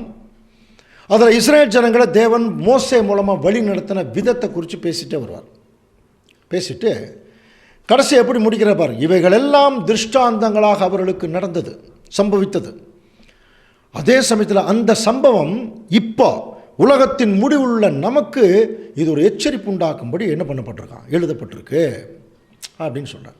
அப்போ நம்ம என்ன கண்டுபிடிக்கணும், திருஷ்டாந்தங்களா. அப்போ பழைய ஏற்பாட்டு காலத்தில் நடந்ததெல்லாம் புதிய ஏற்பாட்டின் காலத்தில் நடக்க போகிற விஷயங்களுக்கு ஒரு திருஷ்டாந்தமாக இருக்குது. அப்போ இந்த இடத்துல முக்கியமாக பார்த்தீங்கன்னா 3 கேரக்டர் வருது. அப்போ இவைகளெல்லாம் என்னன்னு சொல்லி நம்ம பார்க்கணும். ஒவ்வொரு கேரக்டரும் புதிய ஏற்பாட்டின் காலத்தில் ஒரு திருஷ்டாந்தமாக சொல்லப்பட்டிருக்கு. அப்படின்னா இப்போ இந்த சப்ஜெக்ட் எப்படி கொண்டு போகலாம், இதில் மெயினாக வர்றது முதல் பாயிண்ட்டே பெத்லகேம். ஸோ பெத்லகேம்னா என்ன அர்த்தம்னா அப்பத்தின் வீடு என்று பொருள் இல்லையா, அப்பத்தின் வீடு. அப்போது எப்படி இந்த அப்பம்னா என்ன அர்த்தம்னு படிச்சிருக்கோம், தேவனுடைய வசனம். அப்போ அப்பத்தின் வீடுனா தேவனுடைய வசனங்கள், நிறைய தேவனுடைய திட்டங்கள் இருக்கான். அப்போது இந்த தேவனுடைய திட்டங்களை கொஞ்சம் கவனிச்சின்னா உள்ளடக்கிய ஒரு விஷயந்தான் தேவனுடைய அந்த பைபிள். ஸோ இதுக்கு வந்து பெத்லகேம்னு ஒரு பேர் கூட இருக்குதான். பெத்லகேம்னாலே அப்பத்தின் வீடு, தேவனுடைய திட்டம். இதில் கவனிச்சு பாருங்கள், இந்த அப்பத்தின் வீடுங்கிற தேவனுடைய திட்டத்துக்குள்ளே வந்து நிறைய அப்பம், தேவனுடைய வசனங்களை சாப்பிட்றதுக்கு அல்லது வந்து அதை பார்ப்பதற்கு அன்னைக்கு எப்படி 2 ஸ்திரீகள் புறஜாதியிலிருந்து வந்தாங்க பாருங்கள், ஓர்பாள், ரூத்து. இந்த 2 பேர்த்துக்கு ஒரு வாய்ப்பு கிடச்சிது, புரியுதுங்களா? அந்த வாய்ப்பில் நல்லா கவனிச்சு பாருங்கள், அப்போ நிறைய அப்பம்னாலே நிறைய வசனங்கள். அந்த வசனங்களை பார்த்து அதை உட்கொண்டு அதில் நல்ல தேவனுடைய ஆசீர்வாதத்தை பெறுவதற்கு இந்த அப்பத்தின் வீட்டுக்கு வர்றக்கு, இந்த பெத்லகேமுக்கு வர்றக்கு 2 ஸ்திரீகளுக்கு தேவன் ஒரு வாய்ப்பு கொடுத்தாராம். அன்னைக்கு ஓர்பாள் ரூத் மாதிரி, சரியா? அப்படின்னா அப்படி வாய்ப்பு கொடுக்கப்படும் போது அந்த வாய்ப்பினுடைய முதல் ஆண்டவர் இயேசு கிறிஸ்து அழைத்த அழைப்பை நம்ம கவனிக்கிறோம் இல்லையா? பாருங்கள், லூக்கா 9:23 வாசி. பின்பு அவர் எல்லாரையும் நோக்கி, ஒருவன் என் பின்னே வர விரும்பினால் அவன் தன்னைத்தான் வெறுத்து தன் சிலுவையை அனுதினமும் எடுத்துக்கொண்டு என்னை பின்பற்ற. இது கூட ஒரு அப்பம் தான் இல்லையா? மனுஷன் அப்பத்தினால் மாத்திரமல்ல தேவனுடைய வார்த்தையினாலே பிழைப்பான். அப்போ இந்த வசனம் கூட ஒரு அப்பம் தானே. இந்த அப்பத்தை எடுத்து பார்த்தாங்களா 2 பேரும்? எடுத்து பார்த்தா ஆண்டவர் இயேசு கிறிஸ்துடைய வசனம் என்ன சொல்லுது? ஒருவன் என்னை பின்பற்ற விரும்பினால் அவன் தன்னைத்தான் வெறுத்து தன் சிலுவை எடுத்துட்டு என் பின்னாடி வரணும். புரியுதுங்களா? அப்போ அன்புக்குரிய சகோதர சகோதரர்களே, இந்த அழைப்பு தாங்க அன்னைக்கு எப்படி 2 ஸ்திரீகளுக்கு கொடுக்கப்பட்ட மாதிரி இன்னைக்கு யாருக்கு தெரியுங்களா கொடுக்கப்பட்டிருக்கு? ஆண்டவர் இயேசு கிறிஸ்து பின்னாடி வருவதற்கும் அவருடைய அப்பங்களை சாப்பிடுவதற்கும் அதை அனுபவிப்பதற்கும் இந்த ஒட்டுமொத்த கிறிஸ்தவ மண்டலத்துக்கு தாங்க தேவன் வாய்ப்பை கொடுத்தார். அவங்கள பார்த்தா கிறிஸ்தவர்கள் வாங்க கூப்பிட்டார், அப்பத்தின் வீட்டில் நிறைய சத்தியை சாப்பிடுங்க என்று சொல்லும்போது கவனிக்க, அன்னைக்கு எப்படி 2 ஸ்திரீகளுக்கு அந்த வாய்ப்பு கொடுக்கப்பட்டதோ அதே மாதிரி இந்த ஒட்டுமொத்த கிறிஸ்தவ மண்டலமும் இப்போ ஓர்பாள் ரூத் மாதிரி 2 ஸ்திரீ மாதிரி இருக்காங்க. கவனிங்க. அப்படின்னா தேவனுடைய சத்தியம் இந்த 2 ஸ்திரீகளை 2 வகுப்பாராக பிரிக்குது. நல்லா புரிஞ்சுக்கலாம். ஒரு வகுப்பார் ஓர்பாள் மாதிரி, இன்னொரு வகுப்பார் ரூத் மாதிரி. இப்போ உள்ள வர்றாங்க. நகோமி அம்மா என்ன சொன்னாங்க தெரியுங்களா? பாருமா, என் பின்னாடி வந்தீங்கன்னா உங்களுக்கு கஷ்டம்தான். ஏற்கனவே அங்கே பஞ்சத்தில் அடிபட்டு தான் இங்கே வந்திருக்கிறோம், ரொம்ப கஷ்டம். நான் இந்த இனிமேல் உங்களுக்கு ஒரு குழந்தை பெற்று கொடுக்குற அளவுக்கு எனக்கு சக்தியும் இல்லை. அதனால் நீங்கள் போகிறதுனா போய் எப்படியோ உங்கள் வாழ்க்கையை வாழ்ந்துக்குங்க அப்படின்னு சொன்னாங்க. புரியுதுங்களா? அப்படின்னா புரியுதா? என் பின்னாடி வந்தால் அவங்களுக்கு கஷ்டம்தான்னு சொன்னாங்க. உடனே ஓர்பாள் அதை புரிஞ்சுக்கிட்டாங்க, அண்டர்ஸ்டாண்ட் பண்ணிவிட்டு, உங்களை மாதிரி ஒரு நல்ல மாமியார் நான் ஊரில் பார்த்ததே இல்லைன்னு சொல்லி கட்டி பிடிச்சி அழுதுட்டு போயிட்டாங்க. பாருங்கள், கட்டி பிடிச்சி அழுதுட்டு என்ன ஆகிட்டாங்க? போயிட்டாங்க. ஆனால் அந்த ரூத் அம்மா இருக்கிறாங்க பாருங்கள், அந்த அம்மா நகோமி அம்மாவை நல்லா பிடிச்சிக்கிட்டாங்க. பிடிச்சிட்டு, உங்கள் தேவன் என்னுடைய தேவன், நம்ம பிரியருக்கு வாய்ப்பே கிடையாது. புரியுதுங்களா? என்னை பிரியருங்கிற பேச்சை நீங்கள் எடுக்காதீங்க. உங்களுடைய ஜனம் என்னுடைய ஜனம், நான் உங்கள் கூட தான் வருவேன். இந்த மாதிரி ஒரு வகுப்பார் வர்றாங்களா இன்றைக்கி தேவனுடைய சத்தியத்துக்குள்ளே? அப்போது தேவனுடைய சத்தியங்களை உட்கொள்வதற்கு இந்த ஒட்டுமொத்த கிறிஸ்தவ மண்டலத்துக்கு தேவன் ஒரு வாய்ப்பு கொடுக்குறார். ஆனால் அந்த ஒட்டுமொத்த கிறிஸ்தவ மண்டலமும் 2 வகுப்பார் மாதிரி இருக்கிறாங்க. ஒன்று ஓர்பாள் வகுப்பார், இன்னொன்று ரூத் வகுப்பார். இப்போ அந்த ஓர்பாள் என்ன செய்கிறாங்க? கட்டி பிடிச்சி அழுகிற மாதிரி பைபிள் வசனமெல்லாம் நல்லா இருக்குதுங்க, படிக்கிறோம், எல்லாம் ஓகே, நல்லா இருக்குதுன்னு சொல்கிறாங்க. ஆனால் அதாவது நகோமி அம்மா பின்னாடி கஷ்டத்தை அனுபவிக்கிறதுக்கு அந்த அம்மா தயாராக இல்லை. அந்த மாதிரி தாங்க இன்றைக்கி நிறைய பேர் கிறிஸ்தவர்கள், ஓர்பாள் மாதிரி ஒரு குரூப் கிறிஸ்தவர்கள் என்ன பண்ணுறாங்கன்னா, நல்லா பாட்டு பாடுவாங்க, ஜெபம் பண்ணுவாங்க, எல்லாம் ஆசீர்வாதம் என்ன கிடைக்கும் எனக்கு எல்லாம் சொல்லுவாங்க. ஆனால் சத்தியத்தின் நிமித்தம் ஒரு கஷ்டம் வந்தால் ஆண்டவர் இயேசு கிறிஸ்து பின்னாடி போகிறதுக்கு யாருமே விரும்பலை. இப்போ கிறிஸ்மஸ் வரப்போகுது, எல்லாம் என்ன பண்ண போகிறோம்? கிறிஸ்மஸ் பர்த்டே பேபி கிறிஸ்து தானே, அவருக்கு தானே துணி எடுக்கணும், அவருக்கு தானே ஜிலேபி சொல்லணும். இப்போ நம்ம என்ன பண்ண போகிறோம்? அவர் வேறு சொல்லி நம்ம ட்ரெஸ் எடுக்க போகிறோம், நாம் ஜிலேபி முறுக்கு சுட்டு சாப்பிட போகிறோம். இவ்வளோ தான் நடக்க போகுது. அப்போ இங்கே யாருங்க சுயநலவாதி? ஆண்டவர் இயேசு கிறிஸ்து சொல்கிறார், ஒருவன் என்னை பின்பற்ற விரும்பினால் அவன் தன்னைத்தான் வெறுத்துட்டு என் பின்னாடி வா. அப்போ தன்னை வெறுத்த கிறிஸ்தவர்கள் தாங்க ஆண்டவர் இயேசு கிறிஸ்துவுக்கு வேணும். சிலுவை, தன் சிலுவைங்கிற. அப்போ ஒவ்வொருத்தருக்கும் ஒரு சிலுவை இருக்குது. இதை எடுக்கிறதுக்கு தயாராக இல்லை. இன்னும் சொல்லப்போனால் இந்த ஒட்டுமொத்த கிறிஸ்தவ மண்டலத்தை 2ஆக பிரிக்கலாம். 99% ஓர்பாள் மாதிரி தான், கட்டி பிடிச்சி அழுதுட்டு நல்லா இருக்குது பைபிள் வசனம் ஆசீர்வாதம் எல்லாம் சொல்லிட்டு அப்படியே போயிடுறாங்க. பாருங்கள், தங்கள் ஊருக்கு தங்கள் தேவன் எடுத்திருக்குமே அப்படின்னு இன்றைக்கி என்ன பண்ணுறாங்கன்னா, நம்முடைய ஆண்டவர் இயேசு கிறிஸ்து இந்த பூமியில் வந்தோன்னு சொன்னார், நான் உலகத்தான் அல்ல, அது போல் நீங்களும் உலகத்தார் அல்ல. ஆனால் இந்த வகுப்பார் என்ன சொல்லுவாங்க தெரியுமா? உலகத்தோடு ஒட்டி தாங்க போகணும்பாங்க. உலகத்தோடு ஒட்டி போகிறதுக்காக நம்ம கிறிஸ்தவங்களாக வரல. ஆண்டவர் இயேசு கிறிஸ்து சொல்கிறத கேட்டு நடக்கணும், வெட்டிட்டு வரணுங்கிறார் இல்லையா? அப்போ அந்த 2 வகுப்பாரில் ஒரு வகுப்பார் இன்னைக்கு இருக்கக்கூடிய பெயர் சபை மக்கள். பெயரளவுக்கு கிறிஸ்தவர்கள்னு அர்த்தம். கட்டி பிடிக்கிறது அழுகிற மாதிரி நல்லா பாராட்டுவாங்க. இயேசு கிறிஸ்துவை பார்த்து ஆண்டவரே எல்லாம் பாராட்டுவாங்க. உம்மை போல் தெய்வம் உண்டோ எல்லாம் பேசுவாங்க. ஆனால் ஆண்டவர் பின்னாடி வருவதற்கும் அவருடைய சத்தியத்தில் நடப்பதற்கும் தயாராக இல்லை. ஆனால் ரூத் அப்படி இல்லை. புரியுதுங்களா? அப்படியே கட்டி பிடிச்சி உங்களுடைய தேவன் என்னுடைய தேவன், உங்கள் கூட தான் வருவேன் அப்படின்னு. என்ன அர்த்தம்? கஷ்டம்தான் எனக்கு தெரியும், ஆனால் உங்களுடைய தேவனை நான் மதிக்கிறேன், உங்களை நான் மதிக்கிறேன், உங்கள் மேலே அன்பு, நீங்கள் சொன்ன தேவன் மேலே எனக்கு ரொம்ப அன்பு, அதுக்காகவே நான் உங்களோட வரேன் என்று வர்ற மாதிரி ஒரு குரூப் யார் தெரியுங்களா? உண்மையான திருச்சபையின் பிள்ளைகள். கவனிக்கிறீங்களா? இப்போ இந்த உண்மையான திருச்சபையின் பிள்ளைகளுடைய லக்கம் எப்போ ஆரம்பிச்சது தெரியுமா? ஆண்டவர் இயேசு கிறிஸ்து முதல் வருகையில் இங்கே வரும்போது அப்போ அந்த விதையை போடுறார். இஸ்ரேல் ஜனங்க மத்தியில் போடும்போது அதிலிருந்து திருச்சபையின் பிள்ளைகள் கொஞ்சம் பேர் வெளியே வந்தாங்க. ஒரு அறுவடையை நடத்தினார், படிக்கிறோம் இல்லையா? அதுக்கப்புறம் புறஜாதிகள் மத்தியில் விதைக்கப்பட்ட போது இந்த 2000 வருஷமாக புறஜாதிகள் இருந்து தான் திருச்சபை செலக்ட் ஆகிட்டு இருக்கு. இன்னும் கொஞ்ச நாளில் அந்த திருச்சபையுடைய இலக்கம் முடிவு பெறும். என்னைக்கு முடிவு பெறும்? திருச்சபையுடைய இலக்கம் முடிவு பெறும்போது 3ஆம் உலக யுத்தம் ஸ்டார்ட் ஆகிடும். அதுக்கெல்லாம் பின்னாடி வசனங்கள் படிக்க போகிறோம். புரியுதுங்களா? 3ஆம் உலக யுத்தம் இந்த பூமியில் ஆரம்பிக்குதுன்னு எங்காவது டிக்ளேர் பண்ணிட்டாங்கன்னா நம்ம என்ன புரிஞ்சுக்கலாம்? 1,44,000 பேர்த்துடைய செலெக்ஷன் முடிந்தது. ஸோ அப்போ இந்த 2000 வருஷமாக திருச்சபையினுடைய செலெக்ஷன் தான் நடந்து கொண்டிருக்குது. இது எப்படி என்று சொல்லி கொஞ்சம் கவனிக்கும்போது இப்போ பாருங்கள், நகோமி அம்மாவோட ரூத்து ஒட்டிக்கிட்டாங்க. இப்போ இவங்க 2 பேரும் சேர்ந்து எங்கே வர்றாங்க? மறுபடியும் பெத்லகேமுக்கு. அப்படின்னா புரியுதுங்களா? அப்போ உண்மையான இவ்வளோ பெரிய கிறிஸ்தவ மண்டலத்தில் ரூத்தை போல உண்மையாக அன்பாக பாசமாக தேவனையே நோக்கி இருக்கக்கூடிய தேவனுடைய பிள்ளைகளுக்கு தான் இப்போ பெத்லகேமுக்கு வர்றதுக்கு ஒரு வாய்ப்பு. பெத்லகேம்னா தெரியும் இல்லையா? உண்மையான தேவனுடைய சத்தியங்கள் அதை சாப்பிட்றதுக்கு, அதை பொறுக்கிறதுக்கு, அதை உட்கொள்றதுக்குரிய ஒரு வாய்ப்பு. ஸோ அது எல்லாருக்குமே இல்லை, எல்லாருக்குமே கிடைக்காது. ரூத்தை போல சுயநலம் இல்லாமல் பாருங்க. அப்போ ரூத் அந்த அம்மா சுயநலம் பார்த்துருந்துன்னா அந்த ஓர்பால் போல கட்டி பிடிச்சிட்டு அதுவும் எடுத்துகிட்டு போயிருக்கும். கவனிக்கிறீங்களா? போயிருக்கும். ஆனால் அந்த அம்மா போகலை. நகோமி அம்மாவோட துன்பம் அனுபவிக்கிறதுக்கு தயாராக வருது. நகோமி அம்மாவுடைய தேவனை வணங்குவதற்கு தயாராக வருது. அதனால் பாருங்கள், 2 பேர் வர்றாங்க. வரும்போது அங்கே ஒரு வார்கோதுமை அறுப்பின் துவக்கம். அப்படின்னா நல்லா புரிஞ்சுதா அன்புக்குரிய சகோதர சகோதரி? அப்படின்னா இந்த திருச்சபையினுடைய ஆரம்பிக்கிறதே ஆண்டவர் இயேசு கிறிஸ்துடைய முதல் வருகையில் தான்.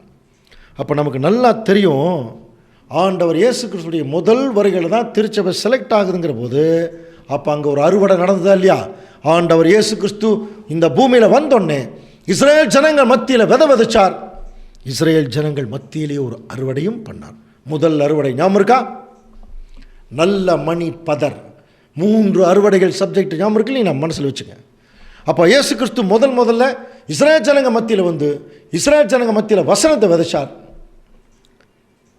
நல்ல மணிகளாக சீசர்களை அறுவடை பண்ணார். அது நல்ல மணி பதர். அதுக்கப்புறம் ஆண்டவர் இயேசு கிறிஸ்து இதே சீசர்களையே புறஜாதிகள் மத்தியில் விதைச்சார். கூட களையும் சாத்தான் விதைச்சிட்டான். இன்னைக்கு எங்கே பார்த்தாலும் களை. 2ஆம் வருகையில் உண்மையான திருச்சபையின் பிள்ளைகளை எடுக்க போகிறார், களைகளை சுட்டரிக்க போகிறார். 2ஆம் அறுவடை. 3ஆம் அறுவடை அவருடைய ராஜ்யத்துக்குள்ளே ஒட்டுமொத்த உலக ஜனங்களை கீழ்ப்படி வச்சு வெள்ளாடு செம்மறியாடு வகுப்பாராக பிரித்து செம்மறியாடு வகுப்பாராகிய கீழ்ப்படுகிறவர்களை சதா காலமும் ராஜ்யத்துக்குள்ள ஜீவனுக்குள்ளே கொண்டு போயிடுவார். இது 3 அறுவடைகள் சப்ஜெக்டில் பார்த்தோம் இல்லையா? இப்போ இந்த அம்மா திருச்சபை உண்மையான சத்தியத்துக்குள்ள முதல் முறையாக ஆண்டவர் இயேசு கிறிஸ்துடைய முதல் வருகையில் வரும்போது அங்கே ஒரு முதல் அறுவடை நடந்துட்டுருக்கு. சரியா? சரி.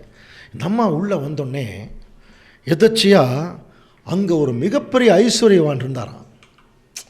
அந்த ஐஸ்வர்யவானுடைய நிலத்தில் தற்செயலாக உள்ளே வந்துருச்சு. கவனிக்கிறீங்களா? அப்போ இங்கேயும் அதே மாதிரி தாங்க. உண்மையான திருச்சபையின் பிள்ளைகளுடைய ஆரம்பம் இன்றைக்கி நம்ம அந்த அழைப்புக்குள்ளே வந்திருக்கிறோம். இப்போ நம்ம என்ன பண்ணியிருக்கிறோம் தெரியுமா? ஒரு போவாஸுங்கிற ஒரு மகாபெரிய ஐஸ்வர்யவான் இருக்கார். அவர் உள்ளே வந்தோடனே ஆசீர்வதிக்கிறார் பாருங்கள், தேவனுடைய சார்பா இல்லையா? அப்படி ஒரு கேரக்டர் இங்கே ஒருத்தருக்கிறாராம் புதிய ஏற்பாட்டில். மகாபெரிய ஐஸ்வர்யவான். அவருடைய தான் வயல் என்ன இருக்கும்? கோதுமை இருக்கும் இல்லையா? அதுதான் அப்போ சுடுவாங்க. அப்போ அந்த அப்பம் மேலே எதை குறிக்குது பாருங்க, இதுதாங்க அந்த வயல். இது யாருடைய வயல்னு சொல்லுங்க? இந்த வயலை வச்சிருக்கிற ஐஸ்வர்யவான் யாரு? வாசிக்கலாம். 2 கொரிந்தியர் 8ஆம் அதிகாரம் 9ஆம் வசனம். நம்முடைய கர்த்தராகிய இயேசு கிறிஸ்துவின் கிருபையை அறிந்திருக்கிறீர்களே, அவர் ஐஸ்வர்யம் உள்ளவராய் இருந்தும் நீங்கள் அவருடைய தரித்திரத்தினாலே ஐஸ்வர்யவான்கள் ஆகும்படிக்கு உங்கள் நிமித்தம் தரித்திரரானாரே. புரியுதுங்களா? அப்ப நமக்கு தெரிஞ்சு அங்க போவாஸ், இங்க ஆண்டவர் இயேசு கிறிஸ்து. புதிய ஏற்பாட்டில் மகா பெரிய ஐஸ்வர்யவான் கிறிஸ்து தான். அவருக்கென்று ஒரு நிலம் இருக்கு. அதான் பைபிள், அது சத்தியம். இப்போ உண்மையான திருச்சபையின் பிள்ளைகள் இப்போ நம்ம எங்கே வந்திருக்கிறது தெரியுங்களா? விசேஷமாக குட் ஷெப்பர்ட் யூடியூப் சேனல். முறைப்படியான சத்தியம், தெளிவான சத்தியம். இதற்கு மீறின சத்தியம் கிடையாது. நீங்கள் எங்கே வேணாலும் போய் தொழாவும், கிடையவே கிடையாது. நாங்கள்லாம் எல்லா பக்கம் அலசி பார்த்துட்டு தான் வந்திருக்கோம், அலைஞ்சு பார்த்துட்டு வந்திருக்கோம், தேடி பார்த்துட்டு வந்திருக்கோம். இதுக்கு மீறின சத்தியம் கிடையாது. ஏன் தெரியுங்களா? இந்த சத்தியம் பைபிள் வசனத்தை பேஸ் பண்ணியிருக்கு, தேவனுடைய வசனத்தை பேஸ் பண்ணியிருக்கு. இது ஒரு தனிப்பட்ட ஒரு போதகருடைய விஷயமோ ஒரு போதனுடைய விஷயம் அல்ல. ஆண்டவர் இயேசு கிறிஸ்துவுடைய ஒரிஜினல் வசனம் அது. கவனிக்கலாம் அன்புக்குரிய சொல்ல, அந்த ஒரிஜினல் வசனம் தான் நமக்கு வயல். இப்போ நீங்கள் எல்லாம் யார் மாதிரி தெரியுமா வந்திருக்கீங்க? இந்த ரூத் மாதிரி. நம்மெல்லாம் போவாஸுடைய வயலுக்கு வந்திருக்கோம். வந்த உடனே போவாஸ் என்ன பண்ணாருங்க? ஆசீர்வதிச்சார். பார்த்தீங்களா? கர்த்தர் உங்களை ஆசீர்வதிப்பாராக. இப்படி யாருங்க ஆசீர்வதிப்பாங்க? பிதாவாகிய தேவனுடைய நாமத்தில் ஆசீர்வதிக்கிறதுக்கு யாருக்கு தகுதி உண்டு? நம்முடைய ஆண்டவர் இயேசு கிறிஸ்து மட்டும்தாங்க ஆசீர்வதிக்க முடியும். நம்ம போய் எல்லாத்துக்கும் ஆசீர்வாதம் கொடுக்க முடியுமா? கை அசுத்தம், வாய் அசுத்தம், உடம்பே அசுத்தம். இதை வச்சுட்டு இன்னொருத்தருக்கு ஆசீர்வாதம் கொடுக்க முடியுமா? மகா பரிசுத்தம் உள்ள ஐஸ்வர்யான் நம்முடைய ஆண்டவர் இயேசு கிறிஸ்து அப்படி தான் கொடுக்க முடியும். அவர் வந்தோடனே பாருங்கள், தன்னுடைய பிள்ளைகள், தன்னுடைய திருச்சபையின் பிள்ளைகளை எப்பொழுதுமே தேவனுடைய சார்பாக ஆசீர்வதிக்கிறதுக்கு ரெடியாக இருக்கார். வரார், ஆசீர்வதிக்கிறார். அந்த ஜனங்களும் பாருங்கள், அந்த ஊழியக்காரர்கள் அப்படின்னு இன்றைக்கி உண்மையான சத்தியத்தை வேலை செய்யக்கூடிய ஊழியக்காரர்கள். இது மற்றவங்களை பற்றியெல்லாம் பேசவே இல்லை. உண்மை சத்தியத்தை சொல்லக்கூடிய ஊழியக்காரர்கள் அவங்க தான் இந்த வயலில் வேலை செய்வாங்க. பார்க்குறாரு 2000 வருஷமாக, அதான் அவருடைய அர்த்தம். இப்போ நம்முடைய நிலைமைக்கு வந்துடுவோம். பார்க்கும்போது பாருங்கள், என்ன எல்லோரும் பேசிகிட்டு இருக்கிறாங்க. தூரத்தில் ஒரு பொண்ணு இப்போ தான் வந்திருக்கு, குடிசைக்கு இப்போ தான் வந்திருக்கு. அந்த பொண்ணை பார்த்துட்டு யார் என்று கேட்கும்போது கூட வேலை செய்கிறவங்க சொல்கிறாங்க, இது அந்த மாதிரி சில சாக்ரிஃபைஸ் எல்லாம் பண்ணிட்டு வந்திருக்கு, இந்த குடிசைக்கு கொஞ்சம் நேரம் தான் ஆச்சு அப்படின்னு சொல்கிறாங்க. இந்த குடிசைக்குங்கிறது அப்படின்னா புரியுதுங்களா? இப்போ நாம் இருக்கிற சத்தியம் இப்போ புதுசாக நம்ம கற்றுக்கொள்கிற சத்தியம் ஒரு குடிசை மாதிரி. இப்போ இதில் ஏற்கனவே நிறைய வேலை செஞ்சுட்டு இருக்கிறாங்க. இது எப்படி நீங்கள் புரிஞ்சுக்கணும் தெரியுமா? இப்போ நீங்கள் உட்காந்து கேட்டுருக்கிறீங்க பாருங்கள், நீங்கள் தான் ரூத். கவனிங்க, நீங்கள் தான் ரூத் மாதிரி. இப்போ ஏற்கனவே இங்கே வேலை செஞ்சுட்டு இருக்கிறவங்க ஒரு ஊழியக்காரன். இப்போது போவாஸ் இயேசு கிறிஸ்து வரார். யார் இந்த அம்மா? இவங்க ஆண்டவரே இப்போ தான் வந்திருக்காங்க, இந்த சத்தியத்துக்குள்ளே இப்போ தான் வந்திருக்காங்க, இந்த குடிசைக்கு கொஞ்ச நேரம் தான் ஆச்சு என்று சொல்கிற மாதிரி நம்மளாம் அப்படி தாங்க வந்திருக்கோம். இந்த உண்மையான சத்தியத்தை அனுபவித்தவர்கள் நல்லா தெரியும். நிறைய பேர் நமக்கு ஃபீட்பேக் கொடுக்குறாங்க. எத்தனையோ முறை பைபிள் படிச்சிட்டோம், ஒன்றும் சரியாக புரியல. இப்போ முறைப்படி கேட்கும்போது தேவனுடைய திட்டம், தேவன் யார், ஆண்டவர் இயேசு கிறிஸ்து யார் ரொம்ப தெளிவாக புரியுது என்று சொல்லி நிறைய பேர் இந்த சத்தியத்தை கேட்டு உள்ளே வந்திருக்காங்க. சத்தியத்துக்குள்ளே கவனிச்சு பாருங்கள். அப்போ அப்படி வரும்போது இப்போ கடைசியாக வந்த ஒரு சிலர் இந்த சத்தியத்தை கேட்கக்கூடியவர்களுக்கு ஏற்கனவே இன்ட்ரடியூஸ் பண்ணுற மாதிரி ஆண்டவரே பாருங்கள் வந்திருக்காங்க, இப்போ தான் புதுசாக வந்திருக்காங்க. அந்த மாதிரி ஒரு வேளை அப்படி நம்ம அந்த உதாரணம் நமக்கு பொருந்துற மாதிரி இருந்ததுன்னா, போவாஸ் ரூத்தை பார்த்து சொன்னது தாங்க இப்போ நம்மளை பார்த்து இயேசு கிறிஸ்து சொல்கிறார். என்ன சொல்கிறாருன்னு வாசிக்கலாம் பாருங்கள். லேவியர் ஆகமத்தில் அடுத்த வசனம் கொஞ்சம் வாசிங்க. லூத் 2ஆம் அதிகாரம் 8ஆம் வசனம். அப்பொழுது போவாஸ் ரூத்தை பார்த்து, மகளை கேள், பொறுக்கிக் கொள்ள வேறே வயலுக்கு போகாமலும் இவ்விடத்தை விட்டு போகாமலும் இங்கே உன் ஊழியக்கார பெண்களோட கூட இரு. பார்த்தீங்களா என்ன சொல்கிறார்? இனிமேல் எந்த வயலுக்கு போகாதமா, உனக்கு இங்கேயே எல்லாமே கிடைக்கும், வேற எந்த வயலுக்கு நீ போயிடாத, உனக்கு தேவையானது சரியாக கிடைக்காது, அந்த மாதிரி எடுத்து சொல்கிறார். அப்படின்னு என்ன அர்த்தம்? இப்போ ஆண்டவர் இயேசு கிறிஸ்து அன்புக்குரிய சகோதர சகோதரர்களே, இந்த யூடியூப் சேனல் பார்த்து கொண்டிருக்கிற உங்களுக்கு மிகவும் தாழ்மையோடு கேட்டுக்கிறோம். இப்போ நீங்கள் கற்றுக்கொண்டிருக்கிற சத்தியம் பைபிள் வசனத்தை பேஸ் பண்ணி இருக்குது என்று நீங்கள் விசுவாசித்தீங்கன்னா, இது தேவன் தான் கொடுத்த உண்மையான சத்தியம் நீங்கள் விசுவாசிச்சா, போவாஸ் சொன்னது உங்கள் காதில் விழுகும். என்ன தெரியுமா? நீங்கள் வேற எந்த விஷயத்தை கேட்காதீங்க, இந்த வயலில் உங்களுக்கு தேவையான அத்தனை சத்தியமும் கிடைக்கும்.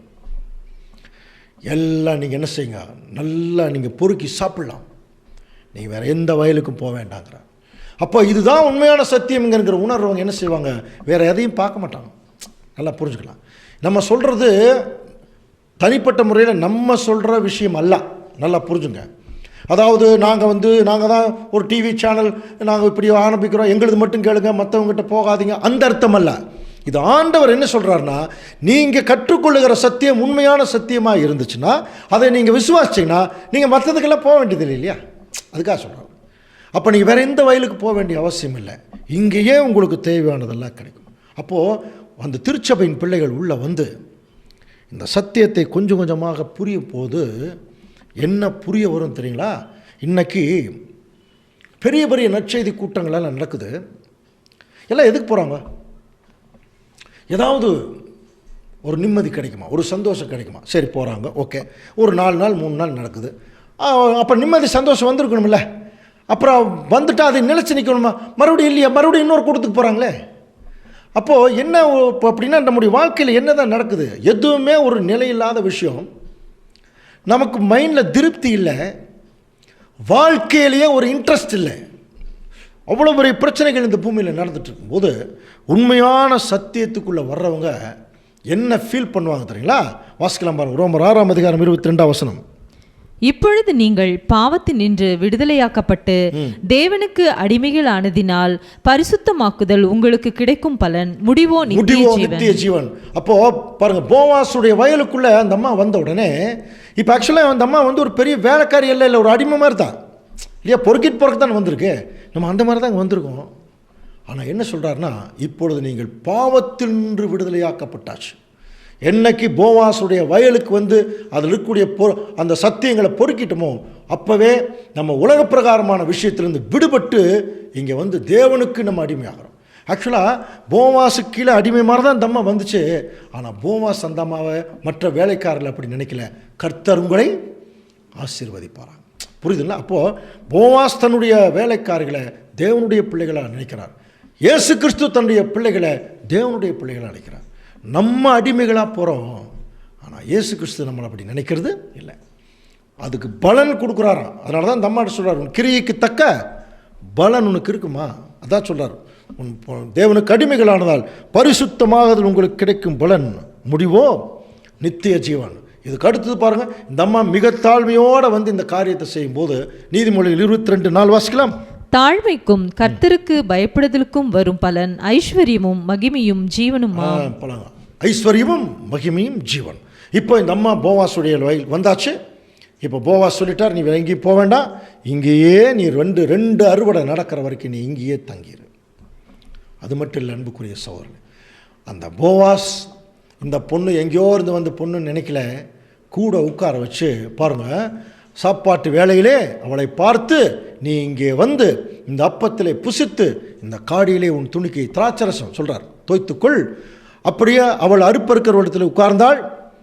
அப்புறம் இது ரெண்டை கொடுத்தது மட்டும் இல்லாமல் வறுத்த கோதுமையும் அந்த அம்மாவுக்கு கொடுக்குறார். இப்போ இந்த அம்மா சாப்பிட்டு திருப்தி ஆகி மிச்சமானது கூட வச்சுக்கிட்டாங்களாம். இந்த மாதிரி தாங்க நம்ம ஆண்டவர் இயேசு கிறிஸ்துடைய சத்தியத்துக்குள்ளே வரும்போது உண்மையான தேவனுடைய பிள்ளைகளுக்கு அவர் கொடுத்தார் பாருங்க 2 முக்கியமான விஷயம். அதைத்தானே அவருடைய கடைசி பந்தியில் கொடுத்தார். இயேசு அப்பத்தை எடுத்து ஆசீர்வதித்து அதை பிட்டு பாருங்கள், நீங்கள் இதை வாங்கி புசியுங்கள், இதனுடைய சரீரம். அப்பம் போவாஸ் அப்பம் கொடுத்தார் இல்லையா ரூத்துக்கு, அதே மாதிரி ஆண்டவர் இயேசு கிறிஸ்து நமக்கு கொடுக்குறார். அதுக்கு அர்த்தம் நிறைய இருக்குது, பார்க்கலாம். அடுத்தது 2வது, பாத்திரத்தை எடுத்து ஸ்தோத்திரம் பண்ணி இதில் பானம் பண்ணுங்கள், இது என்னுடைய ரத்தம். அப்போது அன்னைக்கும் போவாஸ் அப்பமும் திராட்சரசமும் அந்த அம்மாவுக்கு கொடுத்தார். இன்னைக்கும் ஆண்டவர் இயேசு கிறிஸ்து அவருடைய சார்பாக நமக்கு இது 2 தான் கொடுக்குறார், பரிசுத்தமாகுவதற்கு. அது போக ஒரு வறுத்த பயிர் கூட கொடுக்குறார். பாருங்க, இப்போ வறுத்த பயிர்னு என்ன அர்த்தம்? கோதுமை ஒரு பச்சையாக இருந்ததுன்னா சாப்பிட முடியுமா? அதை வறுத்துட்டா சாப்பிடலாம் இல்லையா? அதே மாதிரி வறுத்த பயிர் பழைய ஏற்பாட்டினுடைய போதகங்கள். கவனிங்க, இப்போது இந்த பழைய ஏற்பாட்டினுடைய விஷயத்தை நேரடியாக பார்த்தீங்கன்னா நமக்கு அது ஜீரணமாகாது.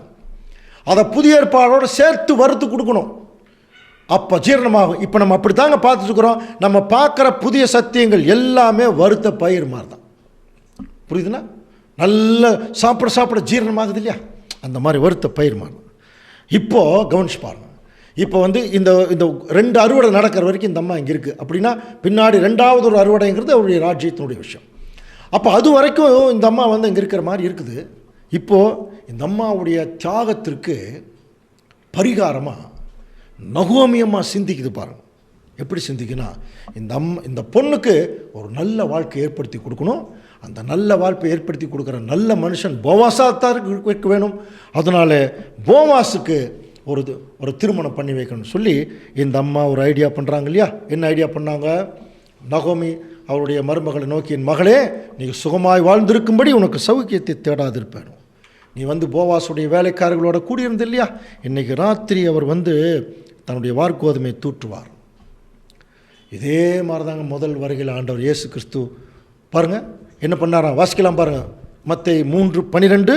தூற்றுக்கூடை அவர் கையில் இருக்கிறது, அவர் தமது கலத்தை நன்றாய் விளக்கி தமது கோதுமையை களஞ்சியத்தில் சேர்ப்பார், பதரையோ அவியாத அக்கினியால் சுட்டெரிப்பார். ஆண்டவர் இயேசு கிறிஸ்து முதல் வருகையில் வரும்போதே ஒரு அறுவடையை பண்ணார் இல்லையா? எப்படி பண்ணாரா? அப்படி தூற்றுக்கூடை வச்சு அப்படி தூத்தினார். அதை இப்போ முதல் வருகை சொல்கிறார். அவர் தூத்திட்டு அவர் ரெஸ்டில் இருக்கும்போது திருச்சபைக்கு சொல்கிறார், முதல் அறுவடை முடிச்சிருவார்.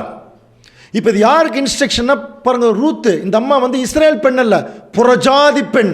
இப்போ இது யாருக்கு வாய்ப்பு? புறஜாதி நம்ம தான். அப்போ முதல் அறுவடை இஸ்ரேல் ஜனங்கள் மத்தியில் முடிஞ்சிருச்சு. அடுத்தது புறஜாதியிலிருந்து சபைக்குள்ளே வரப்போகிறாங்க. அவங்களுக்கு இப்போ ஒரு இன்ஸ்ட்ரக்ஷன் கொடுக்குறார். எப்படி இன்ஸ்ட்ரக்ஷன் கொடுக்குறாருன்னா, நீ என்ன பண்ணணும் தெரியுமா ரூத்தம்மா?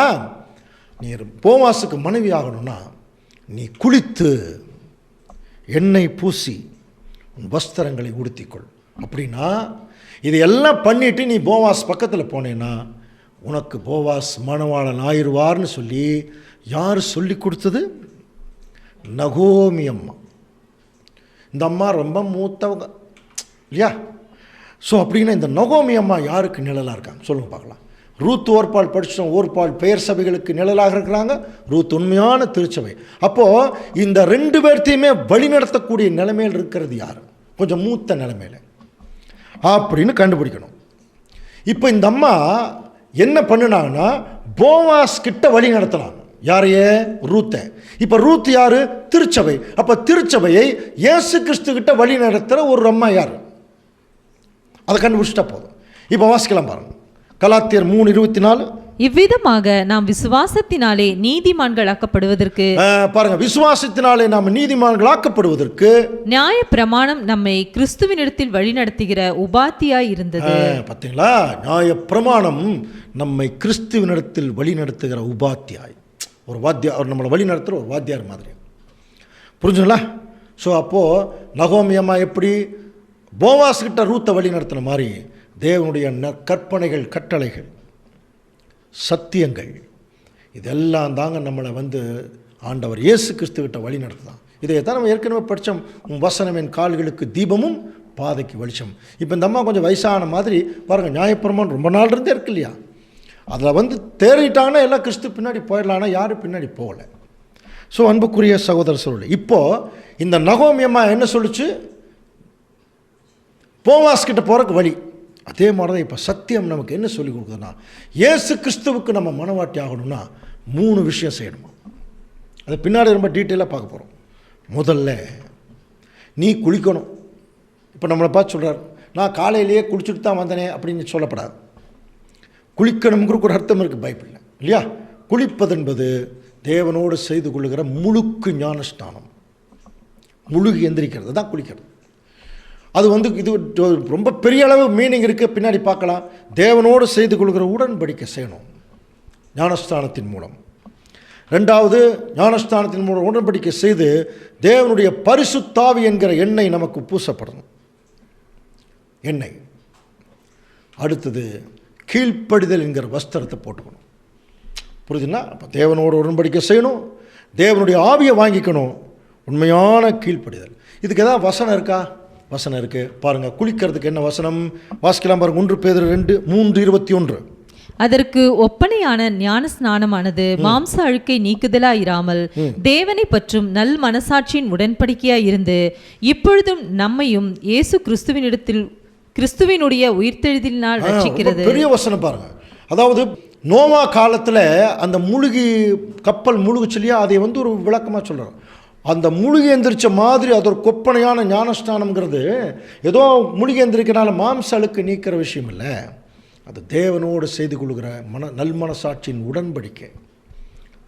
உள்ள மூழ்கி எந்திரிக்கும் போது பரிசுத்தமாகிற மாதிரி இப்போ நம்மையும் அந்த ஒரு அடையாளம் இயேசு கிறிஸ்து உயிர்த்தெழுந்த மாதிரி நம்மளை ரட்சிக்கிறான். இதுக்கு ரோமருக்கு பவுல் எழுதும்போது சொல்கிறார், பாவத்துக்கு மரித்த நாம் இனி அதில் எப்படி பழிப்போம்?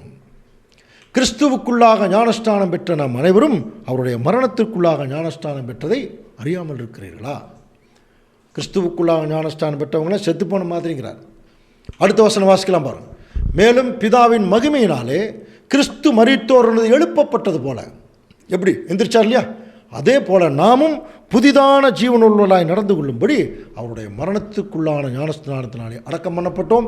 பின்னாடி வசனம், அவருடைய மரணத்தின் சாயலில் இணைக்கப்பட்டோமானால் அவர் உயிர்த்தெழுதலின் சாயலிலும் இணைக்கப்பட்டிருப்போம். ரொம்ப டீட்டெயிலான வசனங்கள் இதெல்லாம். இதனுடைய சுருக்கம் என்ன? நீங்கள் இந்த உலகத்துக்கு செத்து போயிடணும், இனிமேல் தேவனுக்காக தான் பிழைக்கணும். அதுக்கு ஒரு அடையாளம் என்ன? செத்து போகிற மாதிரி ஒரு அடையாளத்தை தண்ணியில் பண்ணுங்க. ஏன்னா மண்ணில் பண்ணால் புதைச்சிடுவாங்க. ஸோ அதை தண்ணியில் பண்ணிவிட்டு அப்படியே எந்திரிச்சு தேவனுக்காக கொஞ்ச நாள் வாழணும், அந்த உடன்படிக்கையிலேயே வாழ்ந்து காட்டணும். அதுதான் ஃபஸ்ட்டு குளித்து. அப்படி யார் யார் உண்மையாலுமே தங்களை ஒப்பு கொடுக்குறார்களோ அவர்களுக்கு எண்ணெய் பூசப்படும், இல்லையா, கழுவப்படும். இதை சொல்லும்போது 1 கொரிந்தியர் 6:11 வாசிங்க. உங்களில் சிலர் இப்படிப்பட்டவர்களாய் இருந்தீர்கள், ஆயினும் கர்த்தராகிய இயேசுவின் நாமத்தினாலும் நமது தேவனுடைய ஆவியினாலும் கழுவப்பட்டீர்கள். அதான் தேவனுடைய ஆவி நாளை கழுவப்பட்டி அந்த எண்ணெய் நமக்கு மேலே வருது. இதைத்தான் நம்முடைய ஆண்டவர் இயேசு கிறிஸ்துவுக்கு பவுல் நாங்கள் அவரை பற்றி சொல்லும்போது, நீர் நீதியை விரும்பி அக்கிரமத்தை வெறுக்கிறீர், அதனால் தேவனே, கிறிஸ்துவை பார்த்து சொன்ன வசனம் தான், உம்முடைய தேவன், கிறிஸ்துவுக்கு தேவன் இருக்கார் இல்லையா, பிதாவாகிய தேவன், அவர் என்ன செய்கிறாரா, உம்முடைய தோழரை பார்க்கிலும் உம்மை ஆனந்த தைலத்தினாலே அபிஷேகம் பண்ணினார். ஆனந்த தைலமா, பரிசுத்தாவி நம்ம மேலே வரும்பொழுது அது ஆனந்த தைலமாக இருக்கும். அது இயேசு கிறிஸ்துவுக்கு அப்படி தான் இருந்தது. அப்போ நீ குளித்து எண்ணெய் பூசி வஸ்திரங்களை போட்டுக்கொள். என்ன வஸ்திரம்? ஏசாயா 59:17 வசனம். அவர் நீதியை மார்க்கவசமாக அணிந்து ரட்சிப்பென்னும் சீராவை தமது சிரசில் தரித்து நீதி சரிக்கட்டுதல் என்னும் வஸ்திரங்களை உடுப்பாக உடுத்து வைராக்கியத்தை சால்வையாக போர்த்து கொண்டார். இந்த 3 காரியங்களையும் நீங்கள் செய்யுங்க. இப்போ நமக்கு நகோமி அம்மா ரூத்துக்கு சொல்லி கொடுத்த மாதிரி இன்னைக்கு சத்தியம் நமக்கு சொல்லி கொடுக்குதான். நீங்கள் தேவனோட உடன்படிக்கை செய்யணும், பரிசுத்தாவியை பெற்றுக்கொள்ளணும், உண்மையான கீழ்ப்படுதலில் போகணும். என்ன சொல்கிறார் இந்த அம்மா ரூத்துக்கிட்ட, இப்படி எல்லாம் பண்ணிமா நீ போய் அவருடைய கால் மாட்டில் படுத்துக்கோ. இப்போ நமக்கு அதே தாங்க. ஆண்டவர் இயேசு கிறிஸ்துடைய பாதத்தருகே அவர் எந்திரிச்சு நம்மளுக்கு ஆசீர்வாதம் கொடுக்குற வரைக்கும் நீங்கள் என்ன பண்ணுங்க, படுத்துங்க. அவருடைய பாதத்தண்டையிலே இருங்க, அவருடைய கண்ட்ரோல்லையே இருங்கன்னு அர்த்தம். இப்போ மிட் நைட்டில் போவாஸ் எந்திரிச்சு என்ன சொன்னார்னா, பர்மா நீ பணக்காரர் பின்னாடி போல, ஏழை பின்னாடி போகாமல் என் பின்னாடி வந்த பத்தியா, அந்த மாதிரி கிறிஸ்து சொல்லுவாராம். நீ பெரிய சர்ச்சு பின்னாடி போலப்பா, நீ அவ்வளோ பெரிய அரசியல் பின்னாடி போல, அவ்வளோ பெரிய போதகர் பின்னாடி போல, சாதாரண ஆள் அவரும் போய் தான் பேசிகிட்டு இருக்கார், அவங்க பின்னாடி போல, உண்மையான சத்தியம் எங்கிட்ட இருக்குன்னு சொல்லி என் பின்னாடி வந்த இல்லையா, உன் செய்கைக்கு தக்க பலனை தேவன் உனக்கு கொடுப்பார். இயேசு கிறிஸ்து இன்னைக்கும் இந்த சத்தியத்தில் வந்த உண்மையான பிள்ளைகளை, கஷ்டப்படுவதற்கே வந்த பிள்ளைகளை அவர் என்ன சொல்கிறாருன்னா, நீங்கள் பட்ட கஷ்டம் வீண் போகாது, நீங்கள் பட்ட அவமானம் வீண் போகாது, உங்களுக்கு என்ன ஆசீர்வாதம். அது அவர் எப்படி சொல்கிறார் தெரியுமா? உனக்கு என்ன செய்யணுமோ நான் செய்கிறேன். இயேசு கிறிஸ்து நம்மளை பார்த்து சொல்கிறார், உனக்கு என்ன செய்யணுமோ நான் செய்வேன். அவரோட ராஜாக்களாக உட்கார வைக்கக்கூடிய ஆசீர்வாதம். என்ன சொன்னா தெரியுமா? பரமா வெடியிற வரைக்கும் இங்கேயே இரு, பாதுகாப்பாயிரு. வெடியிருக்கு முன்னால் பாருங்கள், ரூத்து 3ஆம் அதிகாரம் 14ஆம் வசனத்தில் பாருங்கள், அவள் விடியற்காலம் மட்டும் அவன் பாதத்தண்டையிலே படுத்திருந்து களத்திலே ஒரு ஸ்திரீ வந்ததாக ஒருவருக்கும் தெரிவிக்க வேண்டாம் என்று அவன் சொல்லியிருந்தபடியினால் ஒருவர் முகம் ஒருவருக்கு தெரியாததற்கு முன்னே எழுந்திருந்தாள். அப்படின்னா புரியுதுங்களா? யாருக்கு தெரியாமல் எழுந்திரிச்சு போயிடுச்சான். அதே மாதிரி தான் உண்மையான திருச்சபையின் பிள்ளைகள் ரூத் மாதிரி. கவனிச்சு பாருங்க, அவருடைய பாதத்தில் இன்னைக்கு இருக்கிறாங்க, வசனத்தை கேட்டதில் நடந்துட்டு இருக்கிறாங்க. இன்னும் கொஞ்ச நாளில் எஞ்சி இருக்கக்கூடிய தேவனுடைய பிள்ளைகள் யாருக்கு தெரியாமல் எந்திரிச்சு போயிடுவாங்க கிறிஸ்துவோட. அதற்கு பெயர் தான் உயிர்த்தெழுதல், முதலாம் உயிர்த்தெழுதல். படிக்கிறோம், புரியுதுங்களா? அது வெடியருக்கு முன்னாடி என்ன தெரியுமா? அவருடைய ராஜ்யம் கண்ணுக்கு தெரிகிற மாதிரி வரப்போது, தான் வெடியிறது, 3ஆம் உலகம். அந்த வெடியருக்கு முன்னாடியே திருச்சபை இலக்கம் முடிக்கப்படும், திருச்சபை எடுத்துக்கொள்ளப்படும். புரியுதுங்களா? கடைசியாக 3ஆம் அதிகாரத்தில் எல்லாம் கவனிச்சு பாருங்க, என்னாச்சு? 4ஆம் அதிகாரத்தில் ரூத் போவாஸை திருமணம் செய்து கொண்டார். இதை யோசனை பண்ணி பாருங்கள். இந்த ஹிஸ்ட்ரி ஃபுல்லாக தெரிஞ்சிச்சு இல்லையா? இப்போ முதல்ல நகோமி அம்மா சொல்கிறாங்க, என் பின்னாடி வந்து அவங்களுக்கு கஷ்டம்தான், உங்களுக்கு பிள்ளை பெற்றுக் கொடுக்குறதுக்கு எனக்கு முடியாது, அதனால் நீங்கள் போயிடுங்கன்னு சொல்லும்போது ஒரு பால் போயிடுச்சு. ஆனால் ரூத் பாருங்கள், கஷ்டம்னு தெரிஞ்சு தானே வந்தது, இடுக்கமான வாசனை தெரிஞ்சு தான் நம்ம வர்றோம். ஆனால் முடிவு பாருங்கள், மிகப்பெரிய பணக்காரனுக்கு அது மனைவியாச்சு இல்லையா? அந்த மாதிரி தாங்க இந்த கஷ்டம்னு தெரிஞ்சு சத்தியத்துக்குள்ளே வந்து அதில் நிறைய நம்ம சாக்ரிஃபைஸ் பண்ணும்போது மகாபெரிய ஐஸ்வர்யவான் இயேசு கிறிஸ்துவுக்கு மனவாட்டிகளாக போகிறதுக்கான வாய்ப்பை தேவன் கொடுக்குறார். இது முதலே ரூத்துக்கு தெரியாது, ஓர்பாளுக்கு சுத்தமாக தெரியாது. அந்த அம்மா திரும்பி போயிடுச்சு. ஆனால் ரூத் வந்து தேவனை வந்து அந்த அம்மா வணங்குச்சு. நகோமி பின்னாடி போச்சு. நகோமிக்கு பார்த்து சொல்ல, நீயும் நானும் பிரியக்கூடாது. அப்படின்னா புரியுதா? வசனமும் நம்ம என்றைக்குமே பிரியக்கூடாது. வசனம் நம்ம கூட இருக்கணும், அதை நம்ம கைட் பண்ணிகிட்டே இருக்கணும். அது ஆண்டவர் இயேசு கிறிஸ்துவத்தில் வழி நடத்தும். கடைசியாக என்னாச்சு? ரூத்து அங்கே இருக்கிற மகாபெரிய ஐஸ்வர்யவானுக்கு மனைவி, ராணி ஆயிடுச்சு. அடிமையாக வந்த ரூத்து என்ன ஆயிடுச்சு? இப்போ ராணி மாறி உட்கார்ந்துன்னு பாருங்க. கடைசியாக இந்த ரூத்தம்மா செய்த தியாகத்தினுடைய ஒரு விளைவு என்ன தெரியுங்களா? மிகப்பெரிய ஒரு ஆசீர்வாதம் அந்த ரூத்தம்மாவுக்கு கிடச்சிதான். அந்த அம்மாவுக்கு அப்படி கிடைக்க போகுதுன்னு தெரியாது. இன்றைக்கி நமக்கு தேவன் வெளிப்படுத்துகிறார். என்ன தெரியுங்களா? ஆண்டவர் இயேசு கிறிஸ்துடைய பிறப்பை பற்றி படிச்சிருக்கீங்களா? மத்தேயுவில் 1ஆம் அதிகாரம், மத்தேயு 1ஆம் அதிகாரம் 1ஆம் வசனம் வாசிக்கும்போது அந்த வசனமே எப்படி ஆரம்பிக்கும் பாருங்க. மத்தேயு 1ஆம் அதிகாரம் 1ஆம் வசனம் பாருங்க எப்படி ஆரம்பிக்குது. ஆபிரகாமின் குமாரனாகிய தாவீதின் குமாரனாகிய இயேசு கிறிஸ்துவின் வம்ச வரலாறு அப்படின்னு ஆரம்பிக்கும். புரியுதா? அப்படியே வம்ச வரலாறு வந்து கடைசியில் 5ஆம் வசனம் வாசிக்கலாம் பாருங்க. சல்மோன் போவாஸை ராகாப்பின் இடத்தில் பெற்றான், போவாஸ் ஓபேத்தை ரூத்தினிடத்தில் பெற்றான். ஓபேத் சல்மோன் போவாஸை ராகாபின் இடத்தில் பெற்றான், போவாஸ் ஓபேதை ரூத்தினிடத்தில் பெற்றான். இப்போ நம்ம இந்த யாருடைய ஜீனியாலஜியில் வந்துருச்சு பாருங்க. ஆண்டவர் இயேசு கிறிஸ்துடைய இல்லையா அந்த வம்சா வழியில் இந்த அம்மா வந்துருச்சு. ஆனால் அந்த அம்மாவுக்கு தெரியாது. எவ்வளோ பெரிய தியாகம் பண்ணியிருந்தா இயேசு கிறிஸ்துடைய அந்த தியாக லிஸ்ட்டில் வந்திருக்கும் பாருங்கள். அந்த மாதிரி தான் இன்றைக்கி ரூத்தை போல தேவன் ஒரு சிலரை அழைத்திருக்கிறார். சுயநலம் பார்க்காம போவாசுடைய வயலுக்கு வந்த மாதிரி சுயநலம் பார்க்காம ஆண்டவர் இயேசு கிறிஸ்துடைய வசனத்திலேயே நிலைத்திருப்பீர்கள்.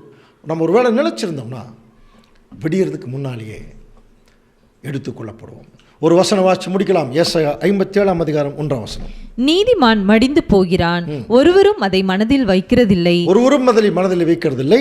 புத்திமான்கள் எடுத்துக்கொள்ளப்படுகிறார்கள், ஆனாலும் தீங்கு வராததற்கு முன்னே நீதிமான் எடுத்துக்கொள்ளப்படுகிறான் என்பதை சிந்திப்பார் இல்லை. புரியுதுங்களா? அப்போ அன்புக்குரிய சகோதர சகோதரி, வேற ஒரு சப்ஜெக்ட் கூட அதை பார்த்துட்டோம். அப்போ இந்த பூமிக்கு ஒரு மகா பெரிய தீங்கு 3ஆம் உலக யுத்தத்தின் மூலம் வரப்போகுது. அதுக்குரிய ஒரு ஸ்டார்டிங், ஒரு என்ன சொல்ல போன ஒரு ட்ரெய்லர் மாதிரி தான் இந்த கொரோனாவெல்லாம் அப்படியே முன்னாடி வந்து போகுது. இன்னும் கொஞ்ச நாளில் மெயின் பிக்சர் வர்ற மாதிரி வரும். அப்படி வரும்போது ஒட்டுமொத்த உலகத்திற்கு ஒரு முடிவு வரும். இந்த உலகத்தினுடைய முடிவுக்கு முன்னாலேயே திருச்சபை எடுத்துக்கொள்ளப்படும். அதான் சொல்கிறார், நீதிமான் எடுத்துக்கொள்ளப்படுகிறார் என்பதை சிந்திப்பார் ஒருவரும் இல்லை. அதற்கு நிழல் தாங்க ரூத்து. வெடியறதுக்கு முன்னாடியே யார் முகம் யாருக்கு தெரியாமையே அந்த அம்மா எந்திரிச்சு போயிடுச்சு. கடைசியாக 4ஆம் அதிகாரத்தில் போவாசுக்கு மனைவி ஆயிடுச்சு. அதே போல தான் இன்றைக்கு தேவன் நமக்கு ஒரு மகா பெரிய அழைப்பு கொடுத்துருக்கார், ரூத்தை போல. இப்போ யோசனை பண்ணி பாருங்கள், ரூத்தினுடைய சரித்திரம் எவ்வளோ பிரயோஜனமான ஒரு விஷயங்கிறது கவனிக்கலாம். ஸோ இப்போது நீங்கள் ரூத்தா ஓர்பாளா முடிவு செய்து கொள்ளுங்கள் அப்படின்னு சொல்லி இந்த சத்தியம் நம்மை என்ன பண்ணுது, கேட்கிறது. தேவன் தாமே இந்த வசனங்களை நமக்கு ஆசீர்வாதமாக்கி தருவாராக.